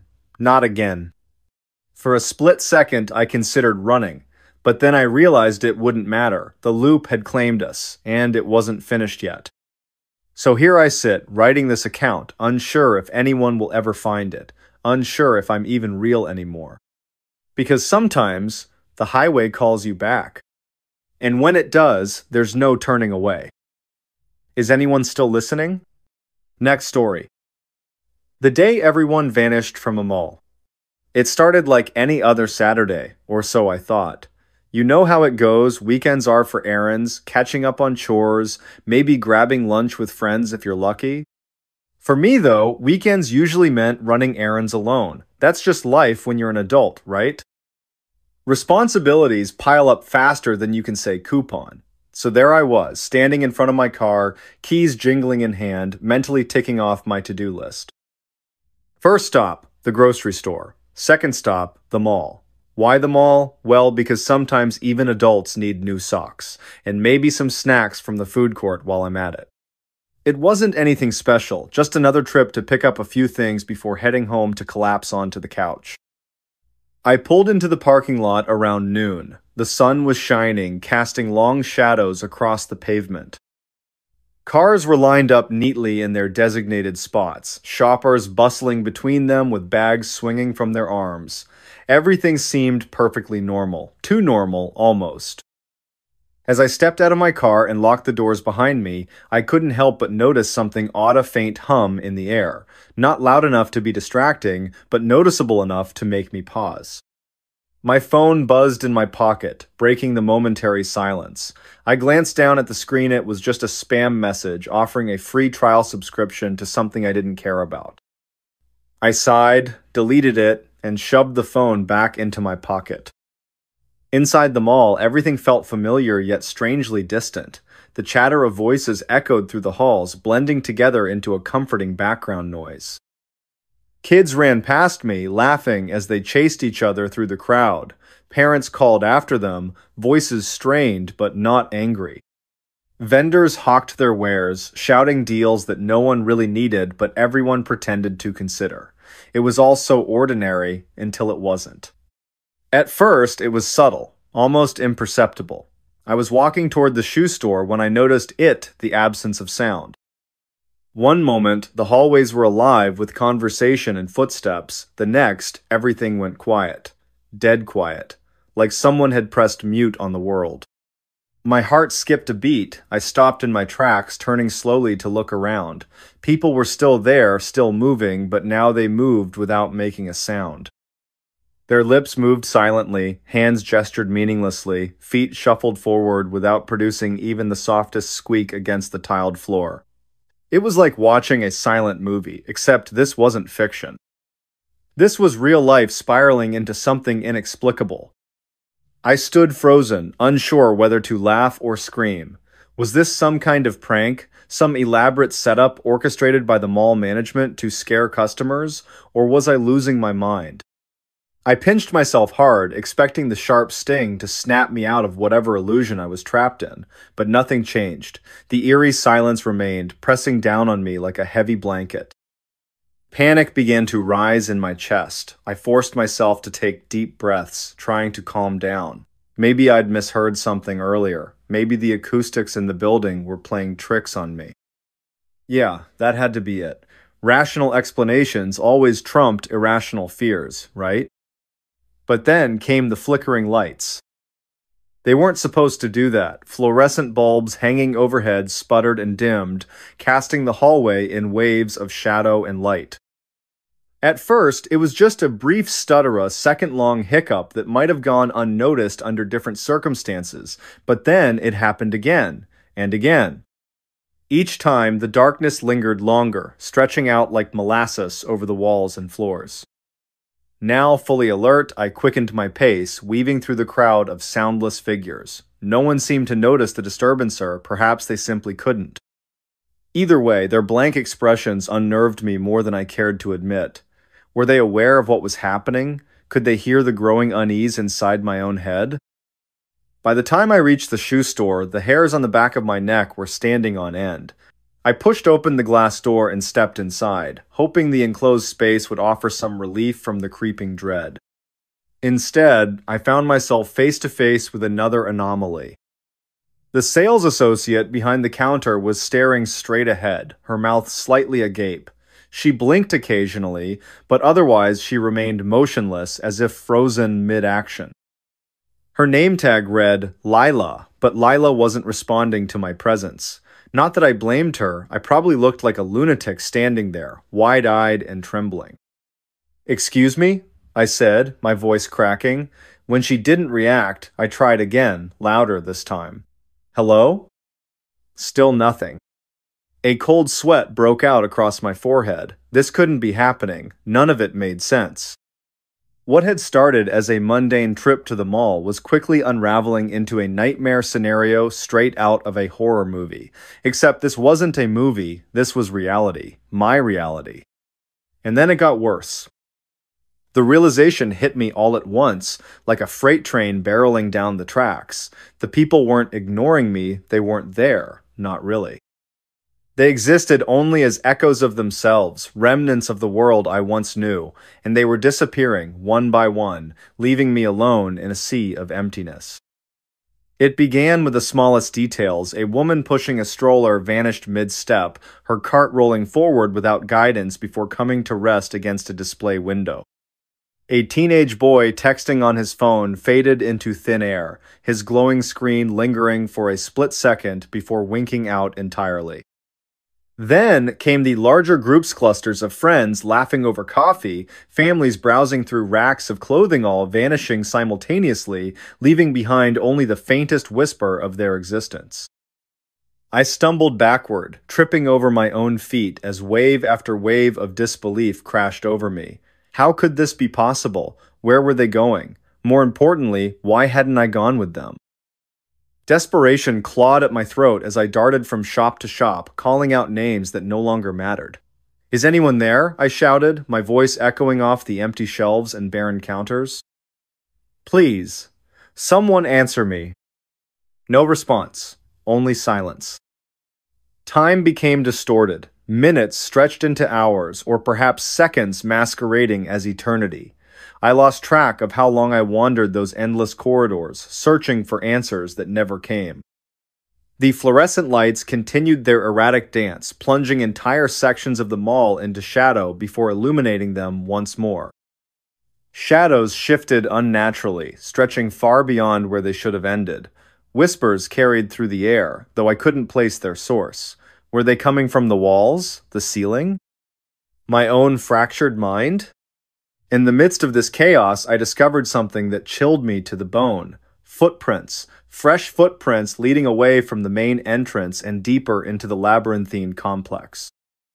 They belonged to someone or something with bare feet, judging by the distinct imprints left behind. Following them became an obsession, a lifeline tethering me to sanity in a world gone mad. Each step brought me closer to the truth, though I wasn't sure I wanted to uncover it. The trail led me to the food court, where the scent of abandoned meals still lingered in the air. Half-eaten burgers sat untouched on trays, soda cups foaming over with fizz, chairs tilted precariously as if their occupants had been yanked abruptly from their seats. And yet, despite the evidence of recent activity, not a soul stirred. That's when I saw it, the figure sitting at the far end of the food court. Its posture was slumped, shoulders hunched forward as though bearing an immense weight. I hesitated, torn between approaching and fleeing. Curiosity won out, driving me forward despite every instinct screaming for me to run. As I drew nearer, the figure turned its head slightly, revealing a face obscured by shadows. Whatever it was, it didn't seem human. Eyes glowed faintly, pulsing in rhythm with the flickering lights above. Its mouth opened, emitting a low, guttural growl that reverberated through my chest. "Who are you?" I whispered, my voice barely audible over the pounding of my heart. The creature tilted its head, studying me with unnatural intensity. Then, without warning, it pointed a bony finger directly at me. "You shouldn't be here," it rasped, its voice gravelly and distorted. "What do you mean?" I demanded, taking an involuntary step backward. "Where is everyone else?" The creature chuckled a sound both hollow and menacing. "Gone, all gone." Before I could press further, the ground beneath us trembled violently. Tables overturned, dishes shattered, and the air filled with a deafening roar. The creature disappeared in a flash of light, leaving me alone amidst the wreckage. When I came to, I was back at the entrance of the mall. The bright sunlight streaming through the windows told me it was still daytime, though how much time had passed since the incident was anyone's guess. Confusion overwhelmed me as I stared at the rows of cars parked outside, wondering if I'd imagined the entire ordeal. But then I noticed the date displayed on my phone. It was yesterday's date, yesterday. A chill ran down my spine as the implications sank in. Had I been caught in some sort of temporal anomaly? Was the mall somehow outside the flow of normal time? And if so, why was I spared while everyone else vanished? Over the following days, I returned to the mall repeatedly, hoping to find answers. Each visit yielded the same result: an empty shell devoid of life, save for the occasional glitch or distortion that hinted at forces beyond comprehension. The authorities dismissed my claims as delusions, chalking them up to stress or exhaustion, but I knew what I'd seen and heard. To this day, the mall remains abandoned. Rumors circulate about its strange history, tales of disappearances and unexplained phenomena. Some say it's cursed, others believe it serves as a gateway to another dimension. Me? I don't know what to think anymore. All I know is that I'll never set foot inside those walls again. Or will I? Because every night I dream of the creature's words, "You shouldn't be here." And every morning I wake up back at the entrance. Don't just watch in the dark. Click subscribe, like, and join now. Before we begin, tell me, where are you listening from and what time is it there? The secret without a name. The cold was biting, and the silence of Anchorage's streets at 2 a.m. felt unnatural. Amelia Mitchell pulled her coat tighter around herself as she hurried down a dimly lit sidewalk. The snow crunched under her boots, each step echoing in the stillness like an unwelcome intrusion. She shouldn't have been out here this late, but something about the call from Sophia Miller had made her stomach churn, a desperate voice pleading for help before the line went dead. Amelia's breath came out in visible puffs, quickening with every second that passed. Her gloved hands tightened around the strap of her bag as she turned onto Sophia's street. It was eerily empty, the kind of emptiness that didn't feel right even for a place buried deep in winter. Streetlights flickered above, casting long shadows on the snow-covered ground. The houses here were mostly dark, their windows staring blankly into the night, except for one. A faint light glowed behind closed curtains at the end of the block.